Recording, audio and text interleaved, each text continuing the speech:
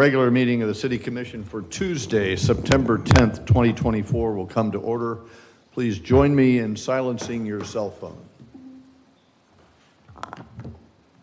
Madam City Clerk, please call the roll. Mayor Cleveland. Here. Vice Mayor Perrine. Here. Commissioner Hartman. Present. Commissioner Martin. Here. Commissioner McGurk. Here. Thank you. Would you please rise as Police Department Senior Chaplain Bill Kitchen delivers the invocation.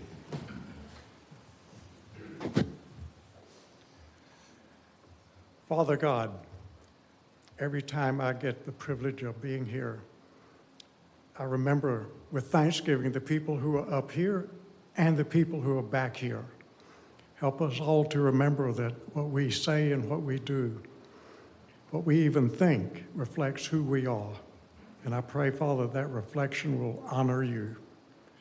Thank you for our first responders every day, those who are here and those who are not, and their families. Protect them, give them energy and total protection, Father, total. In Jesus' name I pray it. Amen. Please remain standing as Lieutenant Brian Crescente, 9/11 surviving firefighter from FDNY Engine Company 160, leads us in the Pledge of Allegiance in commemoration of the tragedy that occurred in Manhattan 12 hours from now, 23 years ago today.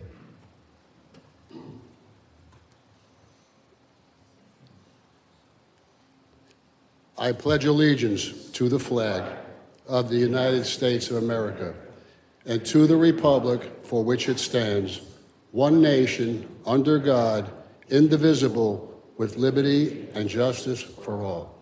May I also add, if God can continue to bless this great nation. Thank you, Brian. Please be seated. Lieutenant Crescente is a New Smyrna Beach local these days, and we're lucky to have him. Thank you, Brian. And now it gives me great pleasure to introduce to everyone the Volusia County 7th Judicial Circuit Court Judge, the Honorable Wesley Height, who will assume the position at the podium and will be joined by Jenny and Kevin Cowper, our new city manager. Special treat tonight, we'll all be witness to the swearing-in ceremony of our new city manager.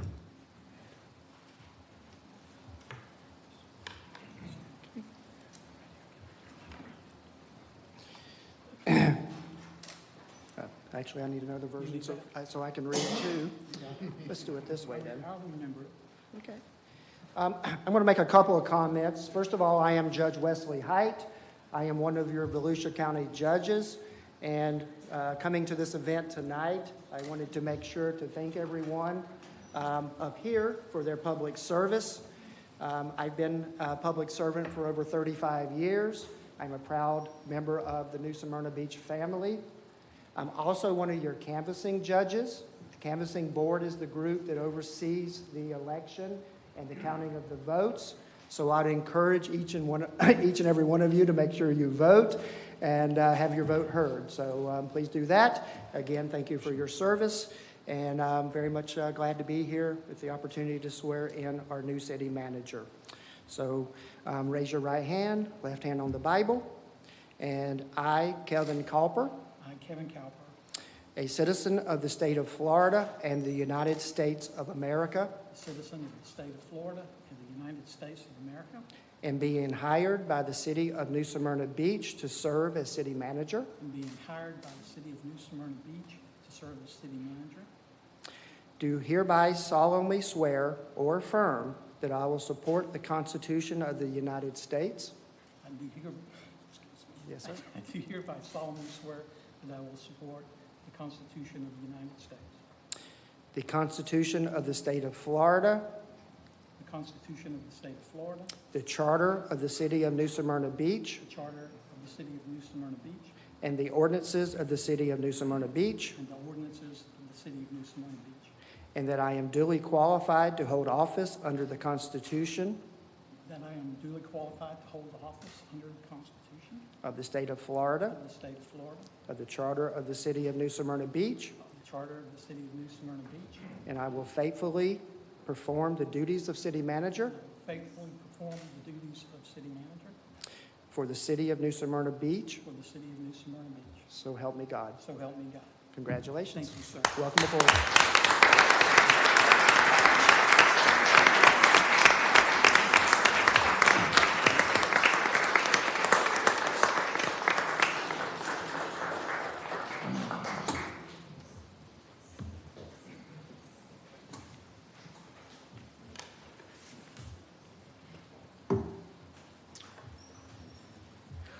Yes, sir.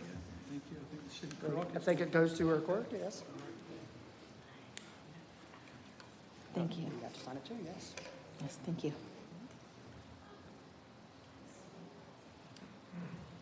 Ladies and gentlemen, we now officially have a new city manager.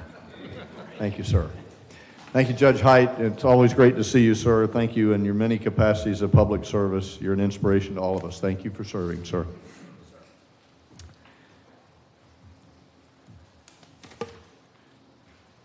Mr. City Manager, do you have any changes to the published agenda? Yes, sir. In fact, I do. Just one change, if you will. Would like to move item 9D. That item is pertaining to the Women's Club. We'd like to move that ahead of item 8A. Yes, So sir. that you can consider Without 9D objection. first. Okay, good. Without objection, we'll do that. Very good. And now, sir, we're ready for the city manager's report.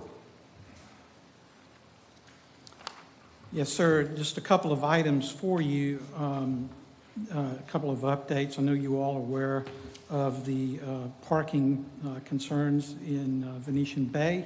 I want you to know that I, along with other staff, have been engaged in meetings with GeoSam to discuss this matter. We are awaiting some official information from them so that we can communicate that to you. We've also, as you know, been engaged in a parking study. You had an opportunity to hear that today. We will be presenting that parking study on September 24th to the public. That will start at 5:15. So we're excited about that study.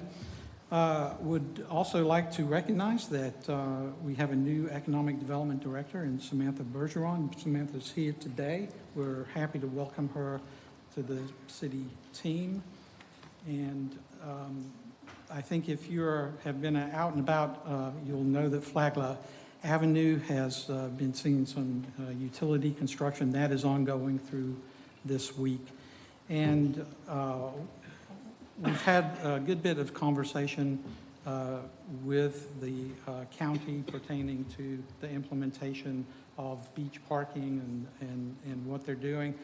So we are working to coordinate their activities and their system with the city so that that is a seamless integration. So we've got some work to do there, but we are working on that. And that is all I have, sir. Thank you, sir. Appreciate that. Now, before we open public participation, a reminder to all of us, if your remarks are regarding anything other than the consent agenda or items on the administrative section, that is, if you have an item to talk about that is in section 9, Shell Point, Deering Park, etc., please wait till the public hearing, which will be this evening in this room, and then your comments will go on the record for that particular portion, okay? So now it'll be time. We're excited to hear what you have to say. This is public participation, your monologue, not a dialogue, so we will not be responding to questions. However, the city manager and city clerk will take your contact information, and if required, we'll get back in touch with you. And on the following meeting, you'll hear the city manager talk about the response to the items that you had. He'll actually bring those forward, and so you'll hear it in this room in 2 weeks' time.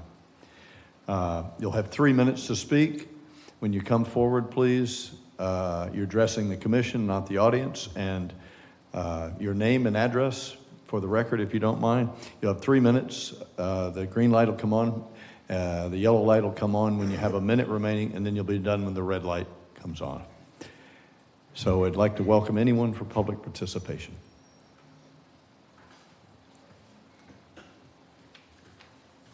Evening, Pat. Good evening. Good evening, Pasquale Bergnola, 391 South Timberlane Drive. Here's something that doesn't usually happen very often here in the chambers, but I want to thank the commission for pursuing and proceeding on a path that will result in a perfect solution for Oak Park Estates, the 33-acre development at the ends of South Timberlane and Wildwood Drive south of Page Avenue. When this goal is reached, I am sure that it will make over 450 households in Oliver Estates, Hidden Pines, Corbin Park, Waterford Estates, and the folks on Page Avenue, South Timberlane Drive, Wildwood Drive, and South Wild Orange very happy. Thank you. Thank you, Pat. Appreciate your comments. Good evening, everybody. This is Don and Aaron Anderson, 569 Maytown Road, and we're here today because we feel obligated to sing the praises of one of your employees. In 2020, we started the Oak Hill Sports Club. There hadn't been baseball in Oak Hill for over 25 years, and unbelievably, this thing has grown beyond belief. Last season, we had 12 teams. This, our inaugural fall ball season, we have 8 teams. But the reason why I'm here to tell you about this is because we started working with the City of New Smyrna Beach's athletic director, and he has completely taken us under his wing. And we only have 1 to 2 teams per age group, where you guys have several teams per age group. And what he's done is he's co-opted with us, and now he's allowing our teams to play with the New Smyrna Beach team. So now we don't have to play each other every game all season long. We have 6 other 8 teams we get to play. And they might not seem a lot to you, your guys' group and your club, but for us and our kids and our families, it goes a long, long way to make this a very fun and meaningful event and thing for our community. Oak Hill loves baseball, so it's a very special thing, and Mr. David Burgoon is the one who's made that happen. He's not only met with us for lunches and helped us to try to get Babe Ruth affiliated so we can all play together, but he also created a schedule that is absolutely amazing. This is all our teams playing together. It's 100 games. We can't say enough. We really, really appreciate it, and we feel like you should know what David has done for us and how he's helped our club grow to something very special for us. Thank you. Thank you for your comments. Appreciate that, sir. Anyone else for public participation? Ms. Caswell.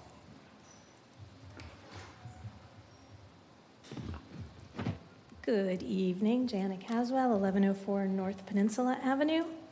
And I am here this evening to ask, to move that first of all, to ask you all to please consider the implementation, or at least the consistent use, of some type of a community calendar that could be available both to residents and visitors to the community, but also for city staff to lay over when there is planning that is being considered for city events or for special events. So you all are aware, I'm sure, there have been a number of events where there's overlap or conflict, or in some cases, there are just unintended consequences of events being held either close together time-wise or geographically. So it's my understanding, I did speak to a few members of city staff, it's my understanding that there is no consistent structure or process by which to look at what else may be going on when a special event is being considered. And that members of the Special Events Committee are looking at requests simply for their area of expertise to make sure that it meets the criteria for their level of expertise, but that there's not any kind of an overlay of what may be going on. So you have an instance of that on your consent agenda this evening. I wanted to bring it up. So I raised those concerns to city staff. I was encouraged to bring this to your attention, so that's why I'm here. So again, please consider implementing some sort of a consistent community calendar. If you're interested to see what a great example looks like, I went online and Googled what Winter Park. I know we don't want to be Winter Park, but they have a great tool. It's very user-friendly, and it's very easy to see whether you're city staff or whether you're a visitor or resident in what's going on. I'm sure, my guess is that they purchased that tool, so it might be something that's easy enough, wouldn't have to be built. And I'm sure there's other communities that could be benchmarked as well. So thank you for your time. Thank you, ma'am. Appreciate your comments. Anyone else for public participation? Seeing none, public participation is now closed, and we'll move on to the consent agenda. Does any member of the commission have any item they'd like to comment on? Just comment. We'll have a poll opportunity here in a second. Anybody? Okay. Anybody want to pull any item? I'd like to pull 7N. 7 Echo? 7N like Nancy. Oh, 7N like Nancy. Got it. Oh, yeah. Me too. Yeah, me too. Okay. Anybody else on any of the others? Okay, very good. So 7N. Then I would entertain a motion, please, to adopt 7 Alpha Bravo Charlie, Delta Echo Foxtrot, Gulf Hotel India Juliet, Kilo Lima Mike, Oscar Papa.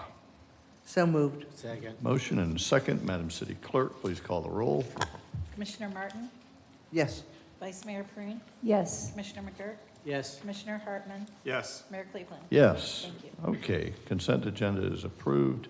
And now let's consider the 7N, which is the special events. Consider approval of Joy to the Arts event on in 2024 for Saturday, the 14th of December. Commissioner Perine. Yes, I want to ask if Rob could actually meet with this applicant and look at the calendar because of the parking issues that we have. I know that, and I was able to talk to the chief about this, that, they approved it and went through all of the lines, but the problem I get a lot of phone calls when we have more than one event, especially in the same area, and complaints that we've been spending a lot of time with our parking consultants, and canals area is a big issue, and the parking is a big issue. So to have 2 events on the same day, I don't know if he can work this out, but maybe talk to both of them and bring this back to us at another time. Gotcha. Commissioner Martin? I'd like to know what coordination has been done with the car show, River Park Terrace, and Arts on Douglas to determine the impact, if any, on these businesses.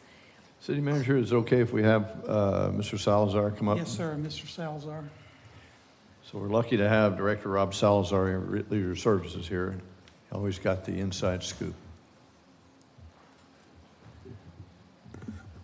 Commissioner Martin, could you repeat that question for me, please? What coordination has been done with the car show, River Park Terrace, and Arts on Douglas to determine the impact, if any, on these businesses? In other words, for example, most people go from Canal along Magnolia to Arts on Douglas. Sure. And this would essentially cut off that, Sure. visually cut off the pathway.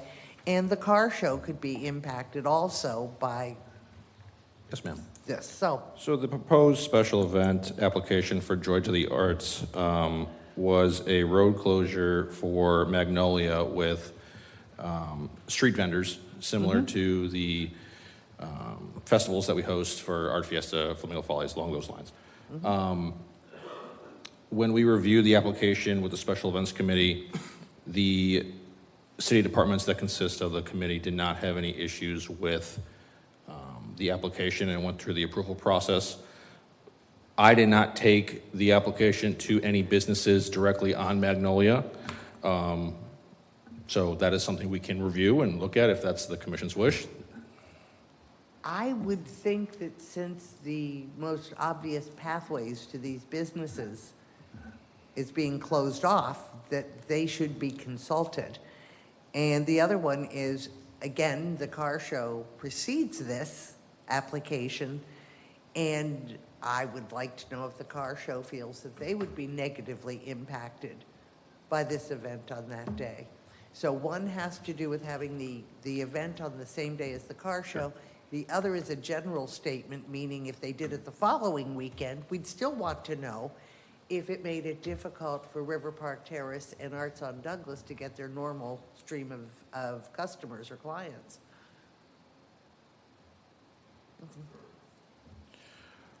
So it's my understanding from my communication with the car show organizers that they had some concerns over the event happening simultaneously So to answer that question directly, I believe they would be not in favor of the event happening simultaneously.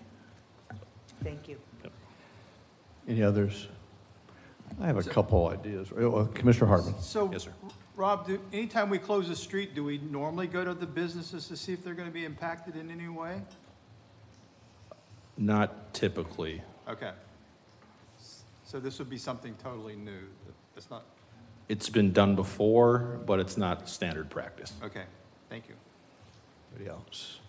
So, Rob, we've talked several times, you standing there and us talking at you from here, so we're sympathetic to the challenges you've got.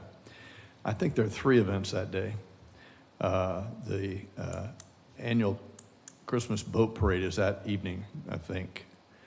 And so cars will be positioning themselves around sunset to get down there. So there's 3 major events on that day in town. And I think we do the residents a disservice to make them pick and choose between events. And I'd like to find a way to deconflict that. I've got an idea for you. But the car show, this one is a logistic nightmare because the car show folks will be set up blocking off Canal as an exit for the vendors that are set up on Magnolia. And so I don't know how they're going to get out, but it'll be a challenge. And then there's the incoming crowd that'll want to watch the boat show, and they'll be wanting to park all over the place to get a good spot. So I just think this is, and I'm sorry Mr. England isn't here tonight because this is his event, and we could actually give him an opportunity to talk about it. Maybe you can do that offline, and hopefully it will be, we'll find a better date for that. As a system, there are 4 organizations in town that have been willing to meet and try to synchronize a calendar. The Chamber of Commerce, FABA, Canal Street Historic Business District, and the Visitors Bureau. Three entities. And I understand the Business Bureau actually has a very good software that has a calendar on it that sometimes people participate on. If I'm a new resident or long-standing resident of New Smyrna, I may not know all the things that are going on. I'd love to have one true source of information of where I can go.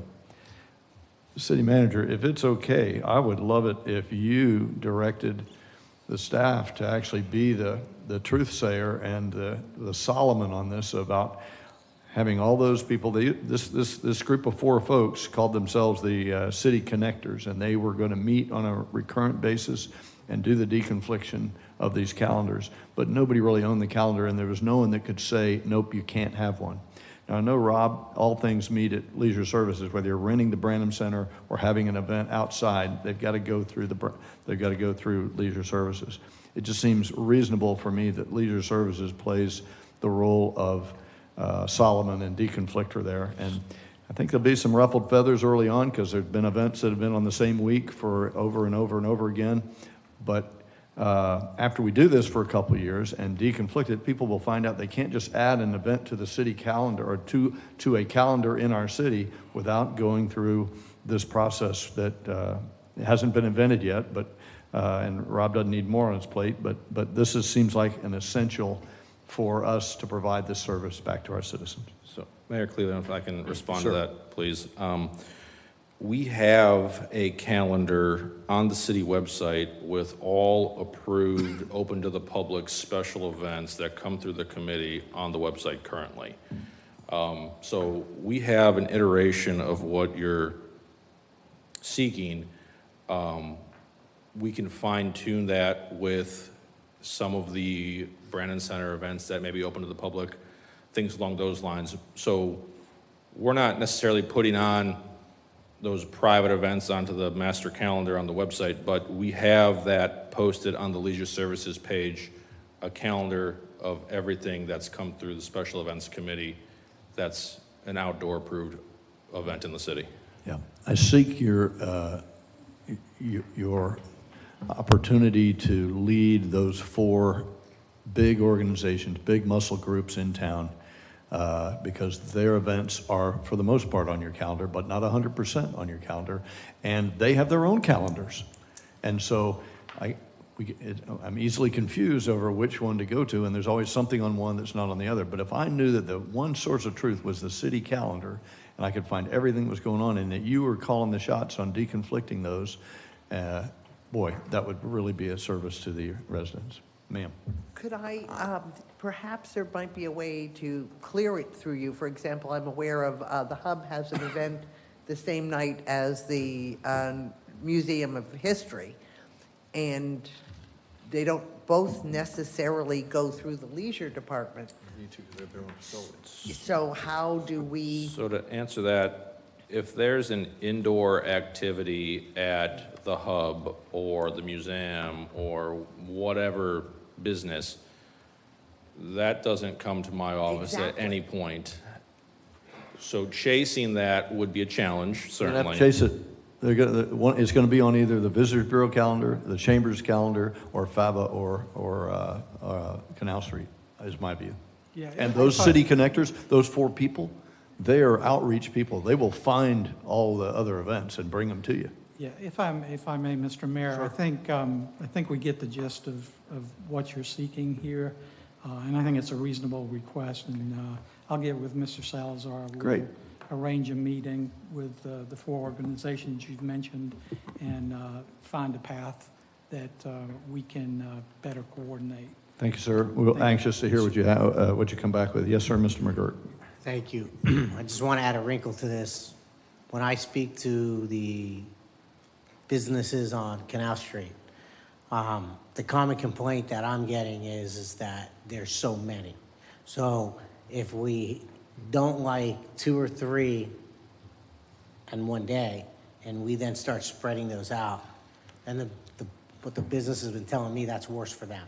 Because it's like then every weekend there's something where the roads get shut down, or there's a large amount of people who come in for something specific, and their regular customers can't come in. So just wanted to throw The good that news is their rep will be present. The FABA rep will be present, and the Canal Street business rep would be present. They're two of the 4 members of the city connectors, so they can speak for their group. Thank Okay, you, sir. thank you, sir. Thank you, Rob. Madam City Attorney, do I have to defer? Do I have to have a vote to defer that? I'd like to make a motion to defer that. I don't think I actually said that, and I pulled it. Okay, that's good cover. Is there a What was second? the motion? To defer the item 7N for Can a we special event. continue it to a date certain? Yes, ma'am. Instead of That'd be defer? fine. Continue it to the next commission meeting. Is that enough time for the city manager, or you want more time? No, I think that'll be Okay. appropriate. Thank you. We'll defer to the next meeting. Is there a second? I'll second. For the record, continue to September 24th, 2024. So moved. Yes, I'd like Great. to make a motion to continue to September 24th, 24. Thank you, ma'am. 7N. Perfect. And we have a second. Second. Madam City Clerk, please call the roll. Vice Mayor Perine, Yes. Commissioner McGurk, Yes. Commissioner Hartman, No. Commissioner Martin, Yes. Mayor Cleveland. Yes. Thank you. Okay, thank you very much. Motion carries. Okay, as the city manager requested, we're going to move item 9D forward before we consider 8B, and that, because they're related, 8A and B, I believe, yeah, 8A and B. So this is ordinance number, so we're doing number 9D. It's going to be moved forward. Ordinance number 4524. It'll be conduct a second reading and quasi-judicial hearing, which is approved to rezone the property by adding a historic overlay to the property located at 403 Magnolia. Madam City Clerk, Madam City Attorney, would you please read 4524 for the second time by title only? Ordinance number 4524, an ordinance of the City of New Smyrna Beach rezoning .3 plus or minus acres of property located at 403 Magnolia Street to add the historic building overlay district, providing for a quasi-judicial public hearing, providing for conflicting ordinances, providing for severability, and providing an effective date. Thank you, ma'am. I see Senior Planner Mathan in the batter's box. Bob, we're ready for your report, sir. Yes, Mr. Mayor.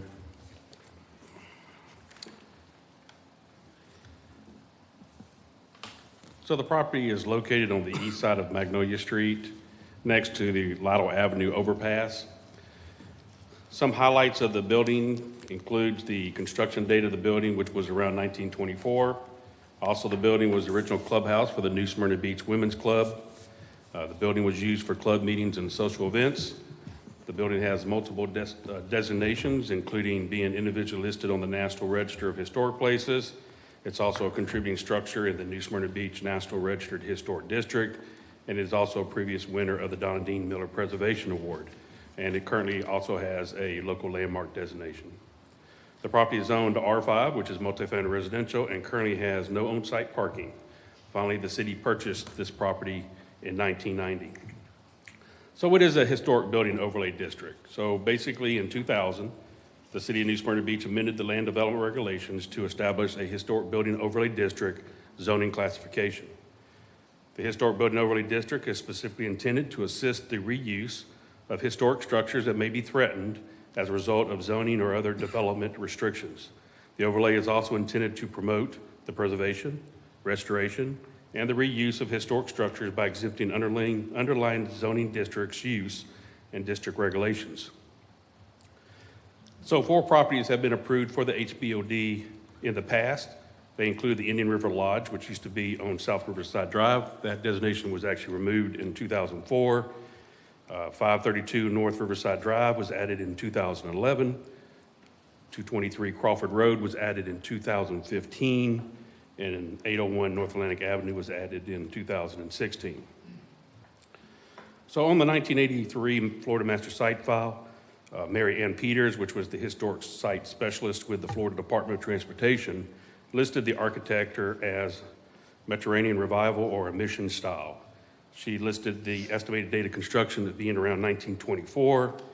Also on that file in 1984, it was the opinion of the State Historic Preservation Officer that the building was eligible for the National Register based on the building's architecture and the association with the town's civic function. On 1986, the updated Florida Master Site file completed by the Historic Property Associates out of St. Augustine, Florida, also listed that type of construction as Spanish with an estimated date of construction as 1924. That report also stated the structure does show up on the 1924 Sanborn fire map. So the New Smyrna Beach Women's Club was organized in 1911, and they incorporated their club in 1917. And in the early years, the club met at the Gabriel Gomez store, which was at 409.5 Magnolia Street, to raise money for their future clubhouse. The club organized tea parties, violin and piano concerts on Saturday afternoons, and the club invited ladies from the Rio Vista Resort Hotel, which was later known as the Indian River Lodge.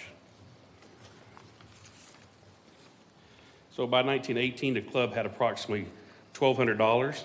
So they purchased lots 61 and 62 from the owner of the general merchandise store that's actually was the building that's located to the east. So after visiting the new Daytona Beach Women's Club in 1922, the New Smyrna Beach Women's Club wanted a permanent clubhouse of their own. So in 1923, a committee was formed, and they selected a construction plan for their new clubhouse. The estimated total cost for construction was going to be around $10,000. So 8 local businessmen donated about $100 apiece, and with that donation and other forms of money, they had around about $3,000.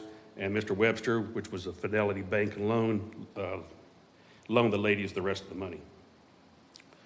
So the clubhouse was used for fundraising events to repay that loan. The events included yearly bazaars, musicals, flower shows, art exhibits, and lectures.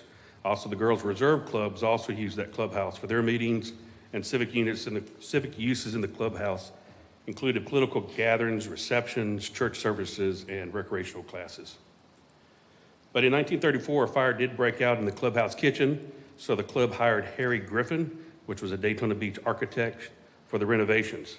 Actually, Mr. Griffin was one of the most important architects in Florida from 1925 to the late 1950s. His work locally included the Daytona Beach Post Office, the Daytona Beach Junior and Senior High Schools, a YMCA building, the original News Journal building, the Peninsula Women's Club, the Cornelia Young Library, and the New Smyrna Beach Yacht Club. He also was involved with state and federal buildings, including the State Hospital in Chattahoochee, Florida. So the New Smyrna Beach Women's Club was one of the earliest clubs of its type in the area, and in its heyday, they had approximately 300 members. The city of New Smyrna Beach purchased the clubhouse in 1990 and used the facility as a civic building. And to help cover the cost for the budgets, the city leased out the facilities for meetings, private parties, weddings, nonprofit events, including the yearly Lions Club's Cheeseburger Paradise. So when the planning department received an application for zoning, our staff will review that application for consistency with the city's comprehensive plan and the city's land development regulations. So after reviewing the application against the city's comprehensive plan, staff would propose that the application was be consistent with the following. Element 13, which is historic and archaeological preservation element, objective 5, policy C, B, D, and F. Also objective 7, policy C and E, and element 15, an economic development element, which was objective 4, policies A and B. So after reviewing that application against the city's land development regulation, the application would be consistent with the following. The historic use of the building, being a semi-private or public club, is allowable as a special exception use in the R5 multi-zoning district, and other special exceptions uses would include ALFs, churches, daycare centers, garage apartments, nursing homes, private and public schools.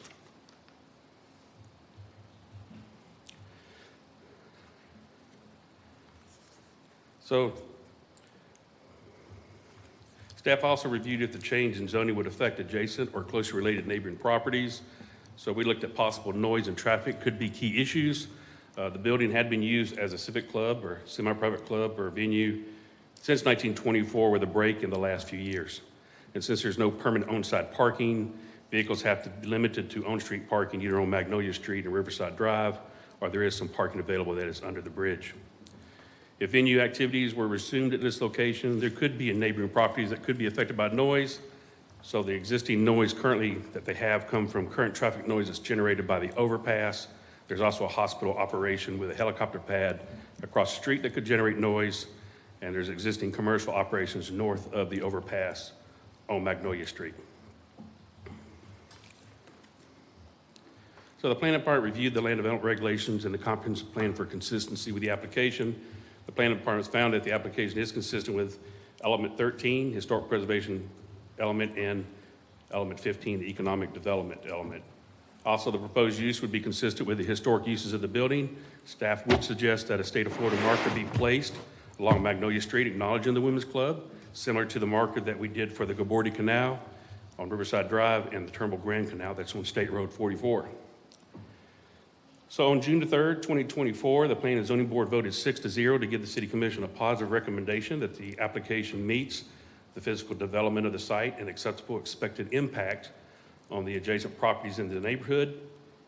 And on June the 12th, 2024, the Historic New Smyrna Beach Preservation Commission also voted 5-0 to give a positive recommendation to the City Commission that the building and the site does have historic and architectural significance. And that is the summary of the staff report, subject to any questions that the commissioners may have. Thank you, sir. Appreciate that for your report. Any questions for Mr. Mathan?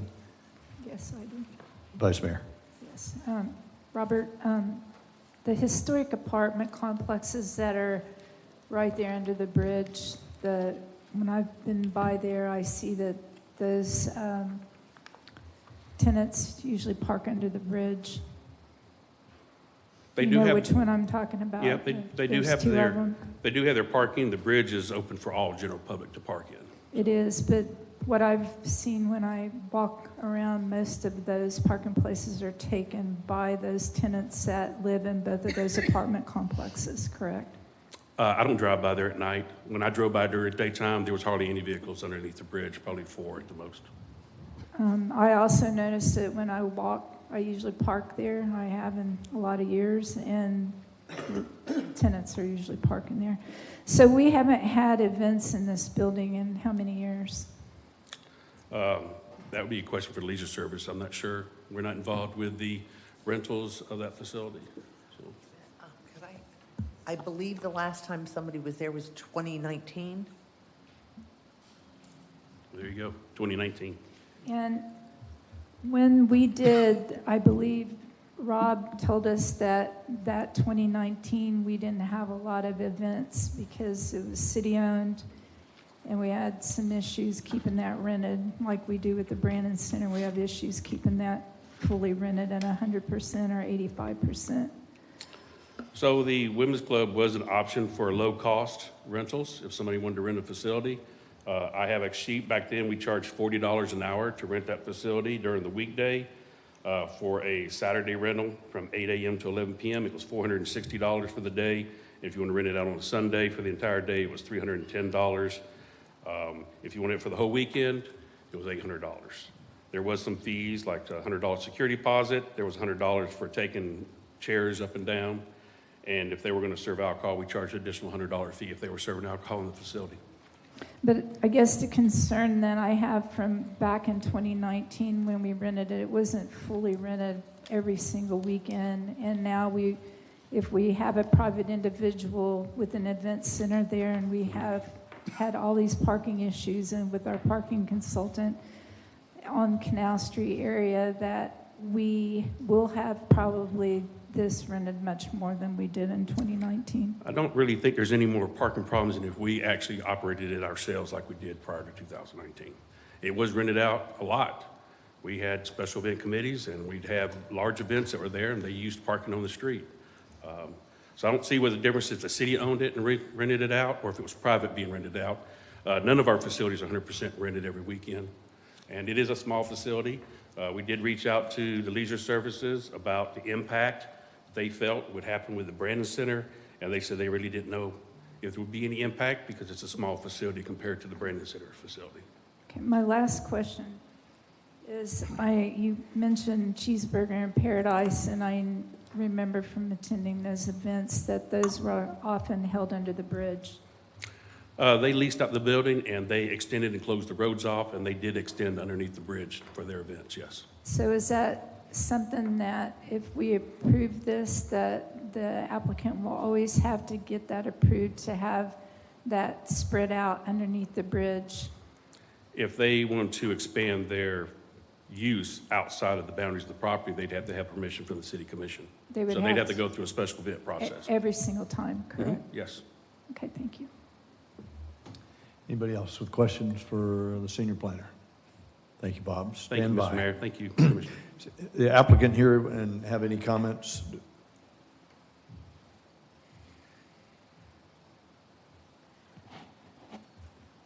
Curtis Hodges, 620 Riverside Drive. Yes, I would. I have agreed with the city that I would take over. I know some people had a little problem with me not paying what they originally based the appraised amount on, but that was based on the land, but the building needs close to $2 million put into it, and I am willing to do that. And I want to make sure they understand that I am also accepting the grant that the city took out of $392,000, that I will keep that also, and I will take care of that for the next 5 years. I will make sure that the building is renovated to the standard that it was originally agreed upon with the state of Florida, and also that I will keep the insurance in place to protect both of ours investment into this property. And I will carry out also the vision for the Women's Club. I probably won't keep the name the Vision Club. I want the Vision Club, the Women's Club, but it will be called the Magnolia, and I will love to be affiliated with the Women's Club, and if they're welcome to use it, it will still be a venue for the entire New Smyrna Beach, and I would love to have all the support that I could from the staff. This is an unbelievable chance and something I can give back to my community. I've talked to my kids, and this will be paid through my trust that I have put aside, and they are very excited also. Thank you, sir. Appreciate that. Thank you. Sure. Any questions for the applicant? Yeah, I just wanted to get clarification, if I could, on the grant money that I thought we were, because we were executing the covenant with the city prior, hopefully, to surrendering the deed. I thought the city was going to get that money back. That's City manager, Assistant City Manager Nybert knows this in spades. So we will get the money. What Mr. Hodges was referring to is in the covenant agreement, the state wouldn't agree to a force majeure clause, meaning catastrophic event, if it was damaged, they didn't allow that in there, which would indicate that we would have risk of paying that back if the facility was damaged by a natural event, fire, or whatever. Mr. Hodges is agreeing to carry us as a beneficiary under an insurance policy of an additional $362,000 to cover the city's obligation in the case of a force majeure event. Okay, so there are functionally two different groups of money we're talking about. One is a beneficiary on the insurance, which is separate from the grant refund, hopefully. So we'll get the grant refund, and if Okay. after 5 years we satisfy the terms of the clause, it's ours forever to keep. If in some case there's a force majeure event that demolishes the structure, The insurance takes over. the insurance will take over to reimburse our obligation back to the state. Okay, that's Thank you, great. sir. Appreciate that. Any other questions, Vice Mayor? I'm not sure if this is for Mr. Hodges or for Ron, but with that agreement you did with the grant, is it just the outside that you have to keep as historic? You can pretty much do with whatever you want with the inside? That's No, correct. The inside, I will say that, the inside will stay exactly. It will be more beautiful and much more up to date, just like it, everything is. It's just going to be up to dated. New bathrooms, new kitchen. I've already got all the estimates for the flooring to be done over, the exterior to have the same type of stucco. It will be probably painted a different color. I'll put a different tile on the exterior of the building. Landscape. I really don't have no secrets here, and I want any input from the city, the staff, anyone to be glad to give it. There is nothing here that I want to make this the best project for both of us, okay? Follow up? To answer your question regarding our commitment to the state is only on the exterior appearance. Only on the exterior? So Yes, ma'am. If down the road, how long do you have to keep this building before you can sell it? I don't think that had anything to do with it. I think I had to get an approval from the from the city here to sell the building, but we don't want to sell the building. This is going to be passed down. This is a generation thing that I want to do for my kids and for the city of New Smyrna Beach. What about a liquor license with having events? Do you have to have a Have liquor not license? even discussed that with anyone. I mean, I don't know how that's even handled. I understand that the way it's been handled in the past, it's been done through the venue of the, whoever rents the building, they have to have their own license to be able to serve alcohol in the building. That would be a caterer's license. Caterer's license, it has to have that, just like it's been in the past. And with a caterer's license, do you have to apply that for that every single event, or is it a blanket one? The caterer holds a license from the state to serve alcohol at their events that they're catering. So it allows them to move from place to place and be a legalized, licensed server of alcohol strictly for catering purposes.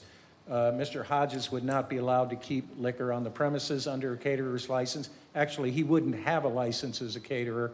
The third-party caterer who's supplying the event would have the license. Isn't that the same way the Brandon Center's held? Correct. Correct. Thank you. Thank you. Any other questions? Commissioner Martin? Yeah, I was just wanted to verify on the contract, and I wanted to quickly read it again to verify. It appeared to me that we might want to execute the restrictive covenants before the contract, because I know the city has to execute the covenant with the state, but then doesn't that belong to the deed, which we then transfer over? The only relevance to the contract is if the commission wants the $391,000, you execute. So timing is irrelevant. So if we don't execute the restrictive covenant, then and you execute the contract, Mr. Hodges has no obligation to us. No, I understand. I was looking at the order in which they're presented to us tonight. It looked a little bit, sort of like we needed the HBOD before any of this made sense. It seemed to me, The zoning needs to go first. okay. That's the advice we have from the attorney as well. Any other questions for the applicant? You'll have a chance for closing remarks, sir. Thank you for your comments. We'll have a public hearing now. The public hearing is open. If there are any citizens who wish to speak, please approach the podium. Name and address for the record, ma'am. Hi, my name is Stephanie Reese. I reside at 2091 Waterford Estates Drive. So, good evening, Mayor, Commissioners, and staff. So, thank you for the time to comment. And I know Mr. Madden just sort of gave you an entire history, but I am part of the Historic Preservation Commission, and so I'm speaking on behalf of them. During our discussions, we've agreed that the best way to preserve this building is to be sold to a private owner, and that would allow for the Historic Building Overlay District to be applied to this structure. This would also allow continued use as a venue as it was intended, as you saw from the history analysis of that. So by allowing the continued use, the proposed buyer, as he's just proclaimed, has agreed to renovate the building to its previous glory. So I'm just here on behalf of the commission for our support, and we wanted to let the city commissioners know that we are in support of the application to add the requested overlay to be attached to this property so the structure can be preserved for future generations, as the potential owner has also proclaimed. So, thank you. Thank you so much. Appreciate your comments, ma'am. Anyone else for public participation on this topic? Good evening, ma'am. Good evening. Robbie Gibson Minor, 2839 South Oceano Court, and I'm here representing the New Smyrna Beach Residents Coalition, and we just want to thank you for all the work you've done on this, and for Mr. Hodges and his family for coming forward to preserve this National Register of Historic Places building and enhance our history and economic development for future use of that. So thank you, and we support this highly. Thank you, Robbie. Appreciate your comments, ma'am. Anyone else for public participation?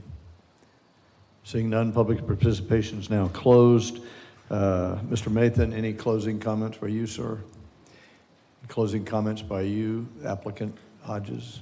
Okay, so it's now up to us to discuss this. Anybody with comments? Ma'am? I do. Getting this building off of our books and having the expenses removed is a huge plus for all of us. Getting this into our tax rolls is a huge plus. Renovating and saving a historic building by a private entity is another huge plus. When you weigh all of these, there's a lot of pluses there. My only concerns with this is our parking and traffic and noise, because it's actually a neighborhood. And so when I originally looked at this, I wanted to approve the contract for him to go forward, but it just doesn't feel right to keep it as an event center because of the problems it's going to create in the neighborhood and the noise. Most of my phone calls for Zone 1 is another event place on Riverside. It's on the weekends, and the police is called often, and so my phone blows up on Saturday and Sunday. So now you're giving me another Zone 1 with a lot of problems. And then I also have the concrete. So noise is a huge issue for me, and I don't think it was rented as a lot when those two apartment buildings were renovated. It was a little bit before the time of when we were doing the Cheeseburger in Paradise and that. I used to go to all of the women's club Christmas parties and events, and I loved the building. We had acoustic issues, and it wasn't rented as often as a lot of our other buildings. So I'm very proud of Curtis Hodges for stepping up to the plate and doing this, and also our staff, Ron, for being able to get us a grant to bridge the difference. And I realized the money wasn't as much as we want, but we're going to get back more than we had planned with that grant money. So it's been a hard thing for me to decide what to do with this. It's not an easy thing because I was going to say yes to one part of it and no to the other part. But I don't think he's going to want to do something else with the inside of that building other than an event center. We originally did the overlay in a time period when we needed businesses to thrive and we had ample parking. But we're not there right now. We just met with our parking consultants and Canal is busting, and we just delayed an event because we're worried about parking and traffic. And I lived in that neighborhood for a long time, so that is my only concern. Is I'm really happy that the citizen is doing that, but the future use scares me. Thank you, ma'am. Appreciate that. Any other comments? Just a Mr. quick Martin? one. Is it, would it help if there were a maximum occupancy that we could set? I'm asking, I don't know. I would think he would want to make an ROI, spending $2 million on the building. So if I were him, I wouldn't want that. But No, well, I'm Occupancy asking- question might be the fire chief's lane, so we'll get a reading from the fire chief.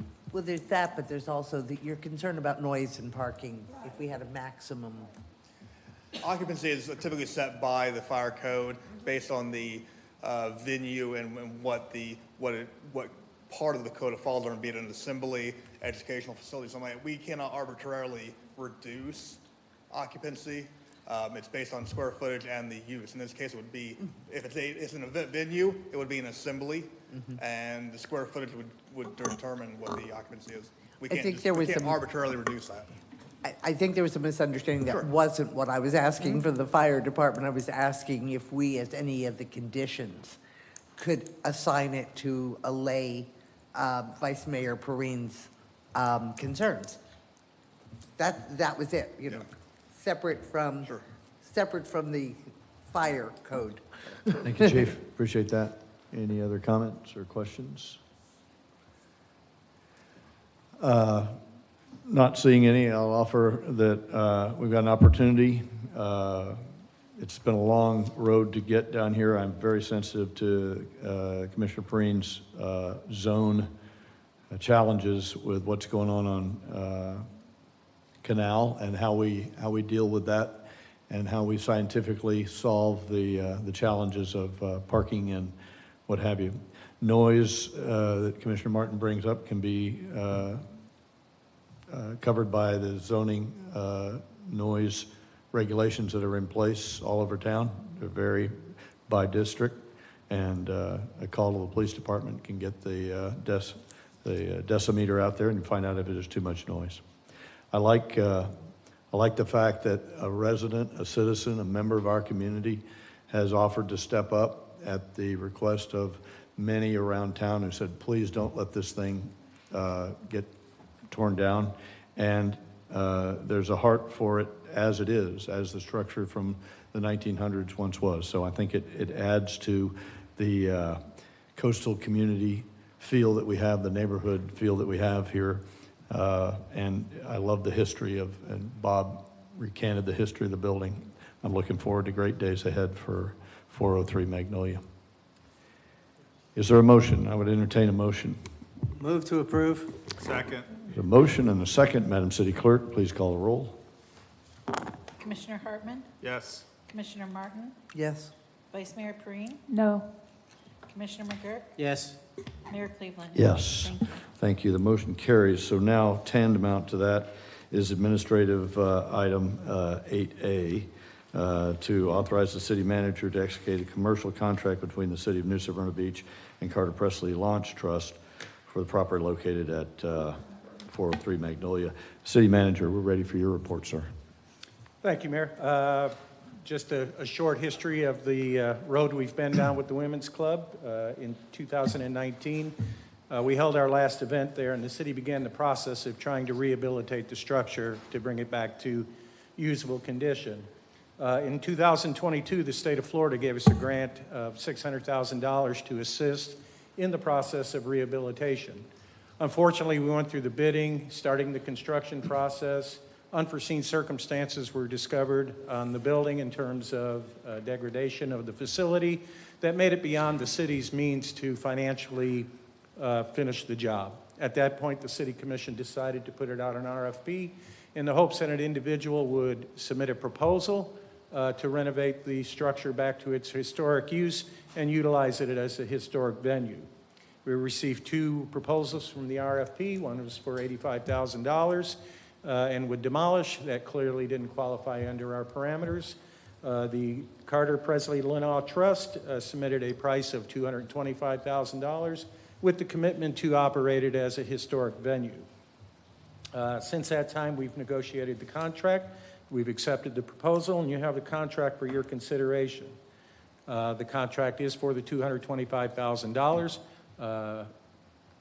Mr. Hodges has agreed to renovate the facility in accordance with the RFP proposal. He's also, as previously stated, will place an insurance policy to cover the city's commitment on the restrictive covenants amount of $391,460. So we were able to get that $317 because, the $391 because of Mr. Hodges' commitment to redeveloping the project in a historic manner.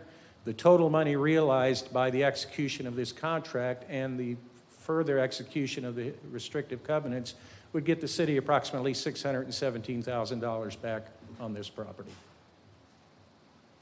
Thank you, Mr. Nybert. Appreciate it. Any questions for the Assistant City Manager? I would entertain a motion then to approve authorizing the city manager to execute a commercial contract between the City of New Smyrna Beach and Carter Presley Limbaugh Trust for the property located at 403 Magnolia. I'll make that motion. There's a motion. Second. And a second. Madam City Clerk, please call the roll. Commissioner McGurk? Yes. Commissioner Hartman? Yes. Commissioner Martin? Yes. Vice Mayor Perine? Yes. Mayor Cleveland? Yes. Thank you. Item 8B is to consider authorization of the city manager to execute restrictive covenants located for the property located at 403 Magnolia. Your report, Mr. Nybert. This is a covenant that would be placed on the property as a requirement of getting the $391,000 from the state of Florida in reimbursements for the grant. There's a 5-year commitment to maintain the property in a historic appearance. I've already discussed the force majeure issue in terms of Mr. Hodges maintaining the insurance to cover our 5-year obligation to reimburse the state should the state execute the force majeure provisions if it were damaged in a force majeure incident. The covenants are transferable if for whatever reason, I know Mr. Hodges committed that his goal is not to sell it, but if circumstances required that it be sold to another entity, that 5-year commitment transfers to any subsequent buyers. Any questions for the Assistant City Manager? I just have a comment I want to Sir. make on it. I want to thank the city and Carl Hodges for putting in on his RFP. I think that nothing's perfect.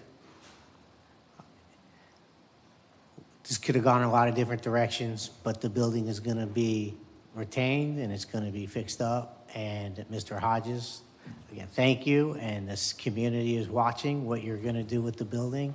We're all going to be very interested in making sure you keep it with the historic integrity we all hope for. Thank you. Any other comments? Okay.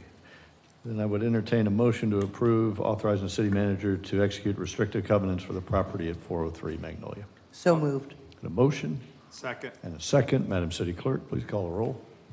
Commissioner Hartman? Yes. Commissioner Martin? Yes.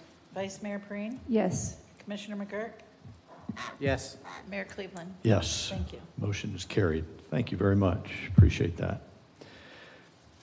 And now we're going to consider item 8C, the pavilion rental and indoor athletic, adult athletic fees. Any setup required for this, Mr. City Manager?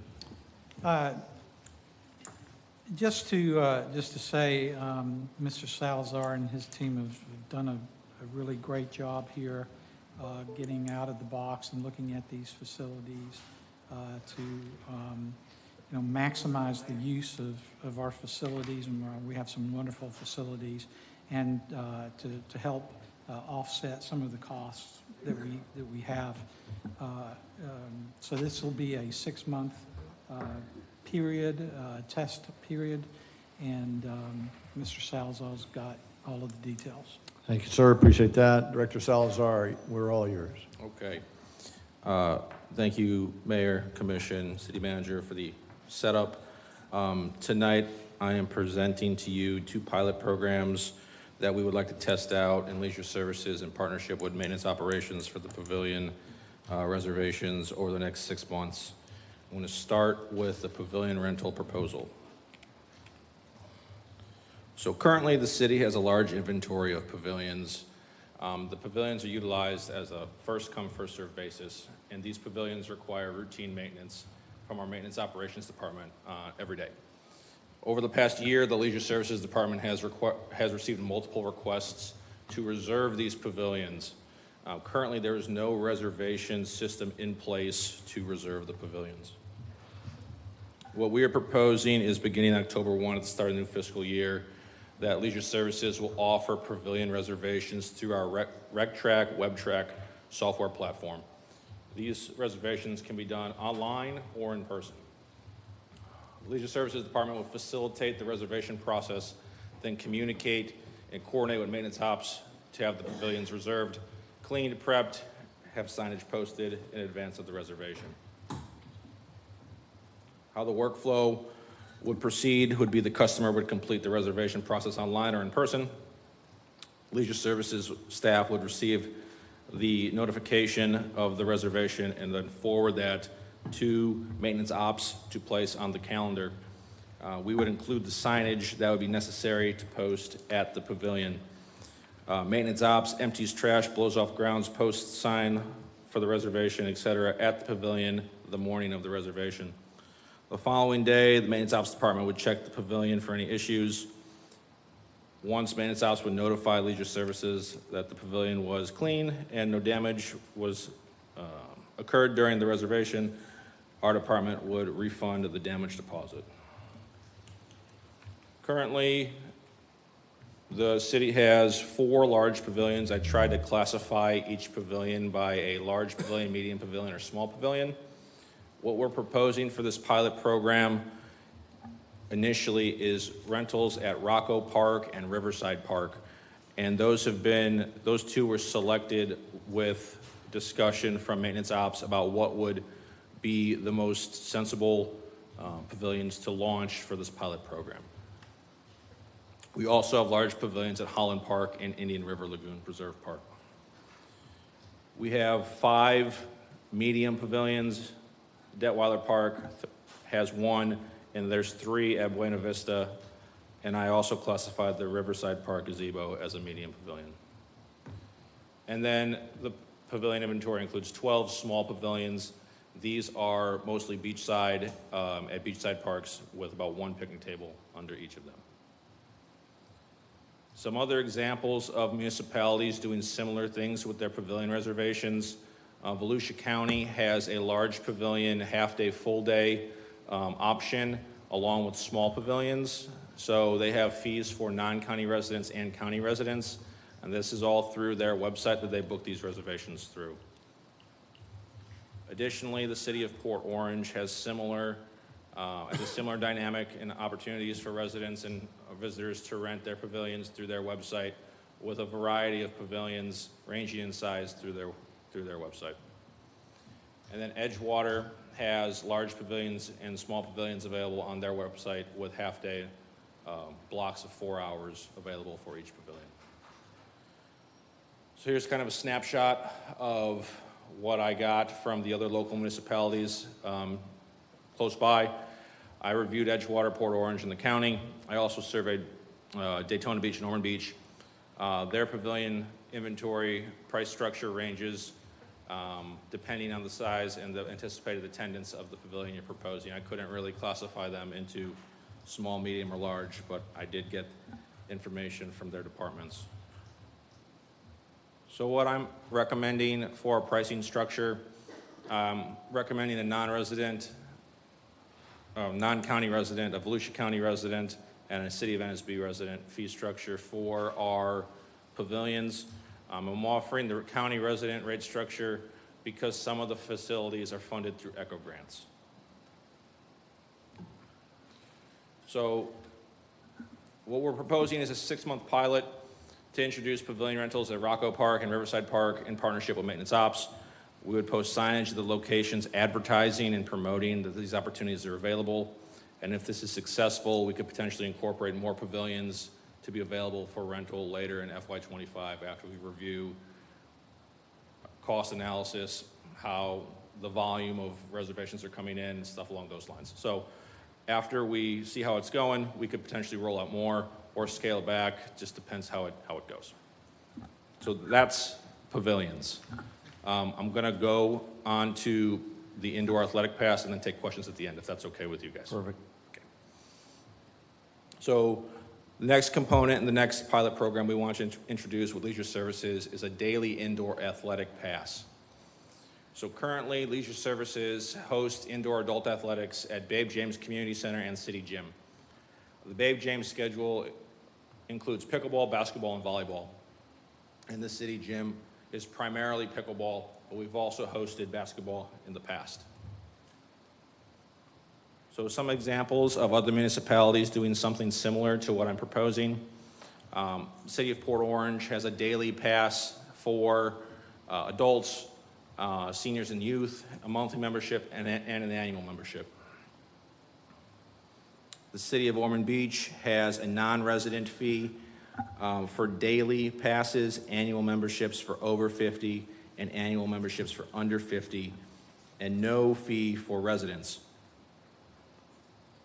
Brevard County, I included them because that's where I was employed previously before coming here, host daily passes at their community centers with a $2 visits per day or a pass of 12 visits for $20. And this was very popular at the different centers there. A snapshot of what the attendance figures at each of the venues for each of the activities look like in FY23. We had about 2,700 people play pickleball at Babe James, and that's not 2,700 different individuals, that's 27 reoccurring people coming through the doors. Think of it as 2,700 $2 daily admissions. Basketball had about 700 at Babe James, volleyball had about 500, and then City Gym, our most popular activity of everything, we had about 7,200 participants join us to play pickleball at City Gym and about 200 for basketball. Just some very rough numbers, just showing what a forecast could look like for anticipated revenue if we charge strictly daily fees. Based off the total of about 11,000 participants annually, we could generate anywhere between $22,000 and roughly $33,000 if we had a $3 fee. That's just a quick to give you an idea of what it could look like.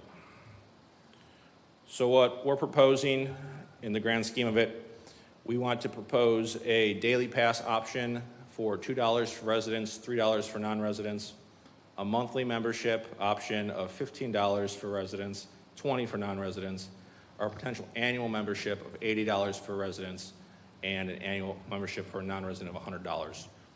Based off feedback we've gotten from participants who come to play at our facilities, this would be received positively. We've had some surprise in comments from citizens who are surprised we don't charge to come to our facilities, and we do have free access currently. So this is kind of a snapshot of what it would look like for our pass. We'd propose pickleball, basketball, volleyball. We'd also like to incorporate some table tennis into our activity offerings. Recently, well, not recently, but it's been brought up to me of why don't we have evening hours at City Gym. This would provide some opportunities to have structured programming going on at City Gym in the evenings. We're looking at having evening hours at City Gym Tuesday through Thursday during the week. So we'd have either pickleball or basketball or volleyball, something going on in the gym, and then in the multi-purpose annex room, we would have an exercise class happening simultaneously as well, like Zumba, yoga, Tai Chi, something along those lines, to maximize staffing, to maximize the opportunities we have available to the community. So these 4 activities of the basketball, pickleball, volleyball, table tennis, they'd all be included in the pass option. If you bought a daily pass, you could come to any activity that day. Monthly pass, you could come to any activity that month. And an annual pass would give you access to any of this for the year. And that's what I've got. Thank you so much. Any comments or questions for Mr. Salazar, Vice Mayor? Your slide showing the labor and the trash and that type of stuff, what do you anticipate? I saw the revenues anticipated, but the net profit. Sure. So I sat down with David Ray, our maintenance ops director, and the ask for the reservations in the trial period for Rocco and Riverside, there's not an additional cost. It's within the current scope of what the staff does, because they go to the parks every day. They check the park for cleanliness, they check the trash. So this is just making sure, it's like a double check. And then posting a sign. So there's not an anticipated additional expense necessarily to implement a reservation system, because the meat of the work's already being completed. Thank you. Thank you, appreciate that. Commissioner Hartman. So I'm assuming that this information would be put on the new calendar that we're going to develop, right? So that I could look and see if my pavilion was already taken.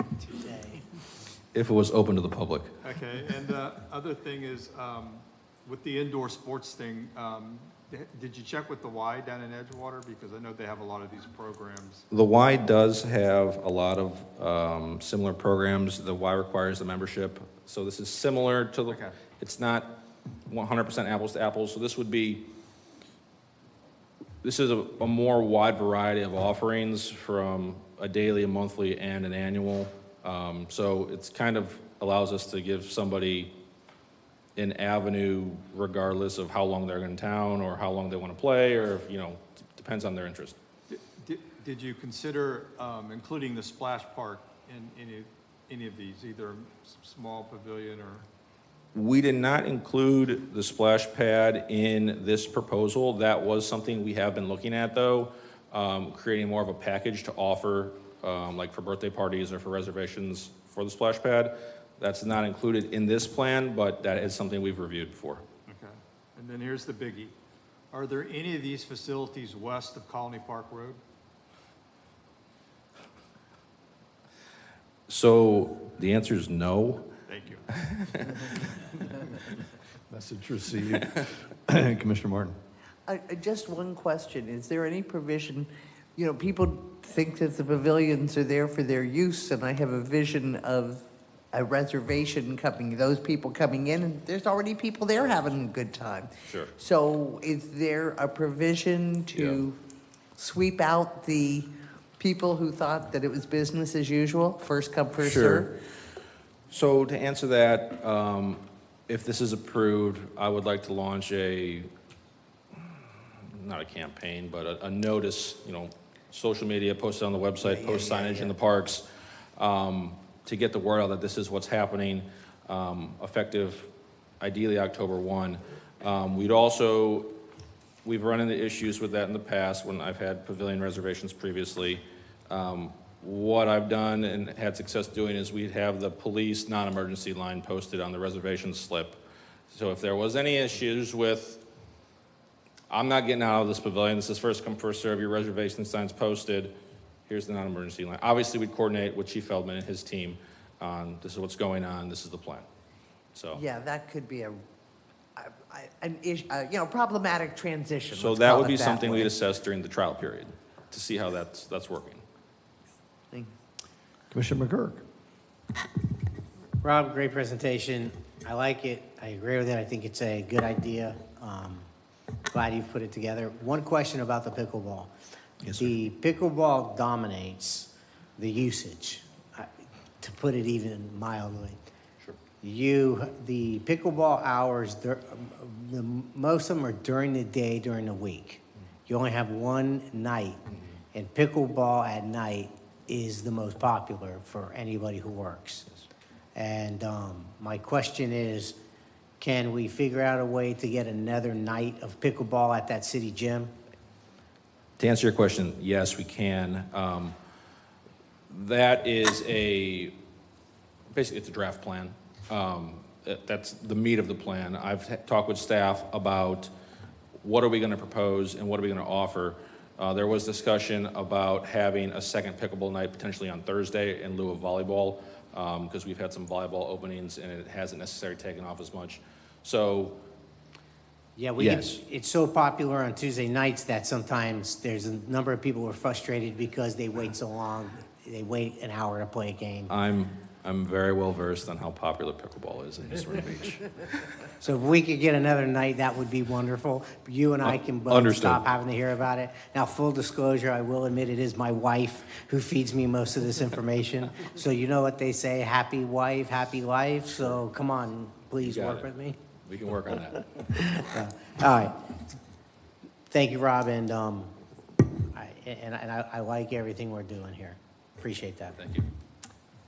Really good job, Rob. You and your staff have put together a great, make sense plan for the future of what the town should look like. You found a way to slightly monetize something that's been taken for granted for a while, so I'm delighted to hear that. And also, you didn't blow it out. You took input from residents. You took inputs and checked out the local area and figured out what was what others were doing.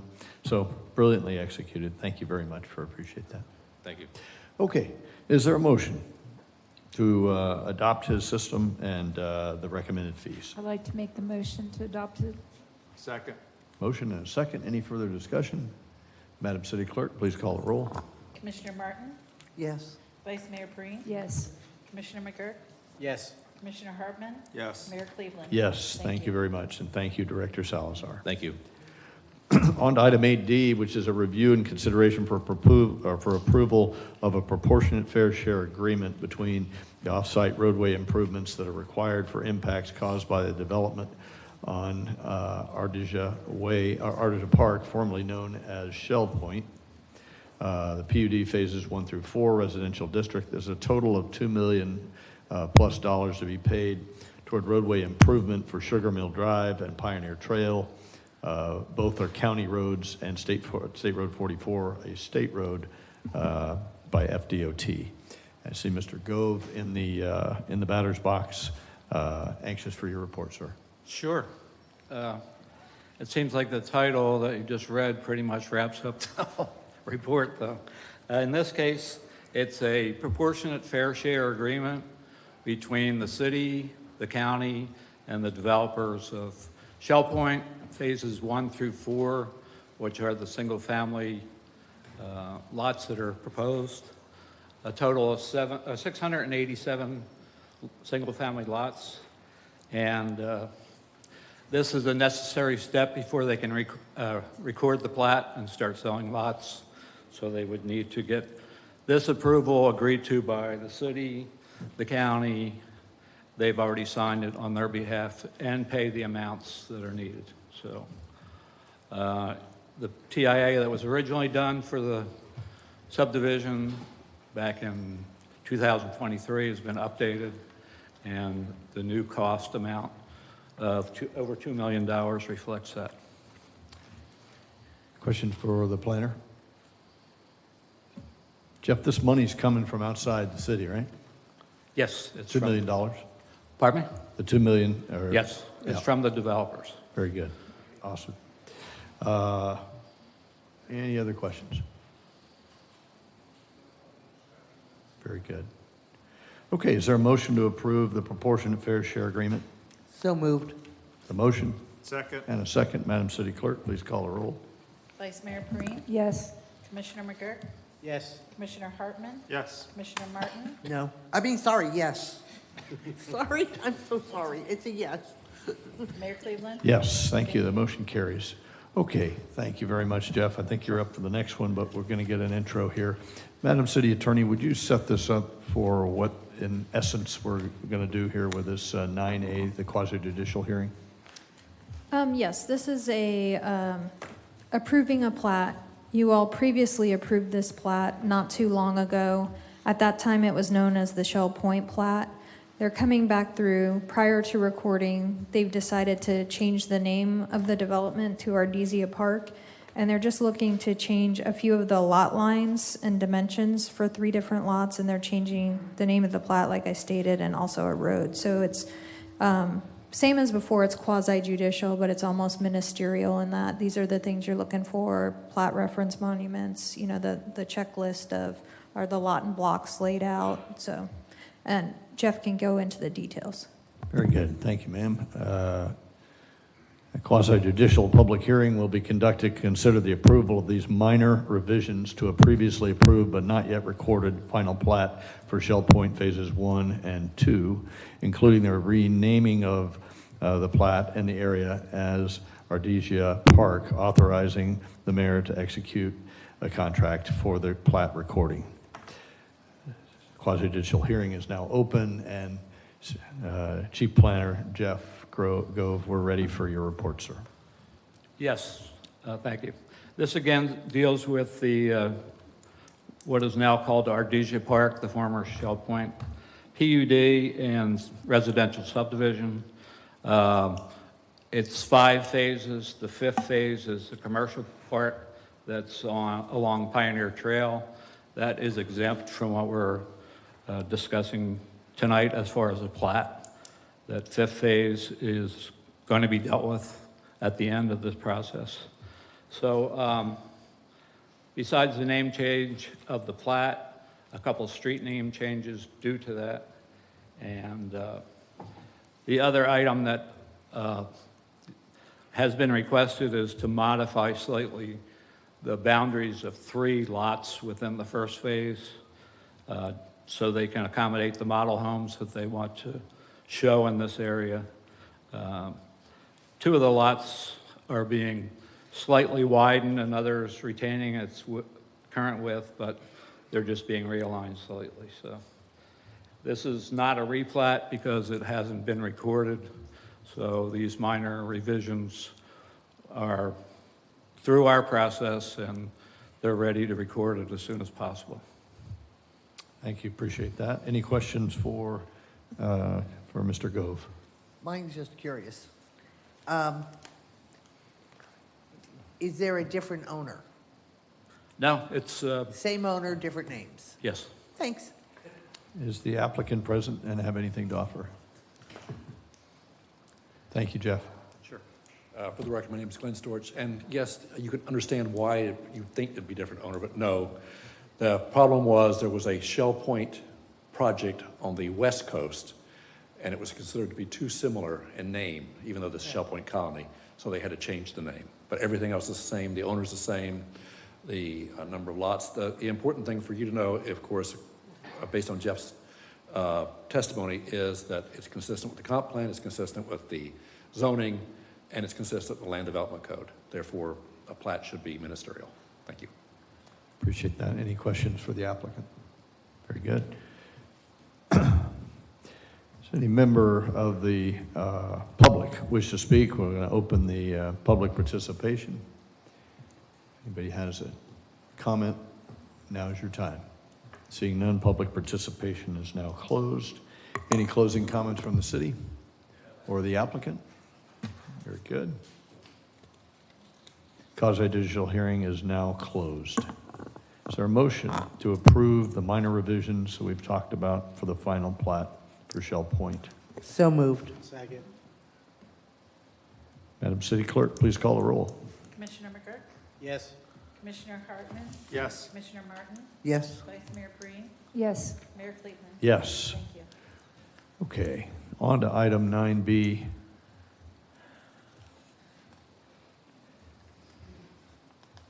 Am I on the right? Yeah. Okay. This is ordinance 3424 to conduct a second reading and public hearing on the ordinance which, if adopted, would create a large-scale comprehensive plan amendment changing future land use from agricultural, forestry, resource, and conservation to industrial mixed use on approximately 1,618 acres of land located south of State Road 44 and west of I-95, known as Deering Park Innovation Center. Madam City Attorney, if you'll read ordinance 3424 for the second time by title only, please. An ordinance amending the City of New Smyrna Beach Comprehensive Plan, changing the future land use designation of 1,618 acres plus or minus located south of State Road 44 west of I-95 from City Agriculture, Forestry, Resource, and Conservation to City Industrial Mixed Use, providing for amendment of the associated comprehensive plan maps, providing for required transmittals, providing for public hearings, providing for conflicting ordinances, and providing an effective date. I see our Development Services Director at the podium. Shane, we're anxious for your report. Thank you, Mayor. Good evening, Commissioners. And Carrie, just for a point of, City Attorney, a point of clarification, do we need to do the text amendment first? Does it matter? It doesn't matter. Okay. So this agenda item and the next one are related. So I'm just going to do one presentation, and then I'll have a slide up at the end that's got them both, and then you can take action on them this way. So I think everyone's heard of Deering Park Innovation Center at New Smyrna Beach. We've been working on this for over a year now, but the plans have actually been brewing in the community even longer than that, and I'll go over a little bit of that. In a nutshell, it's a approximately 1,600 acre mixed-use, industrial residential mixed use with some commercial planned unit development with 400 acres of a natural vegetation area and up to 6 million square feet of non-residential structures. It's located south of State Road 44 and west of 95, where you see the yellow star on the screen. There's 3 approvals that need to go through this body in order to make this happen. Your last meeting, you took number 3 and you continued that to October.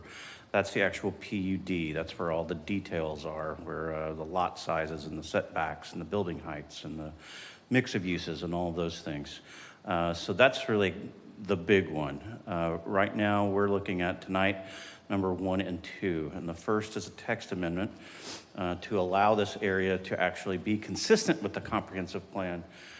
We need to add in it as basically a location that can be attributed to the industrial mixed use future land use category.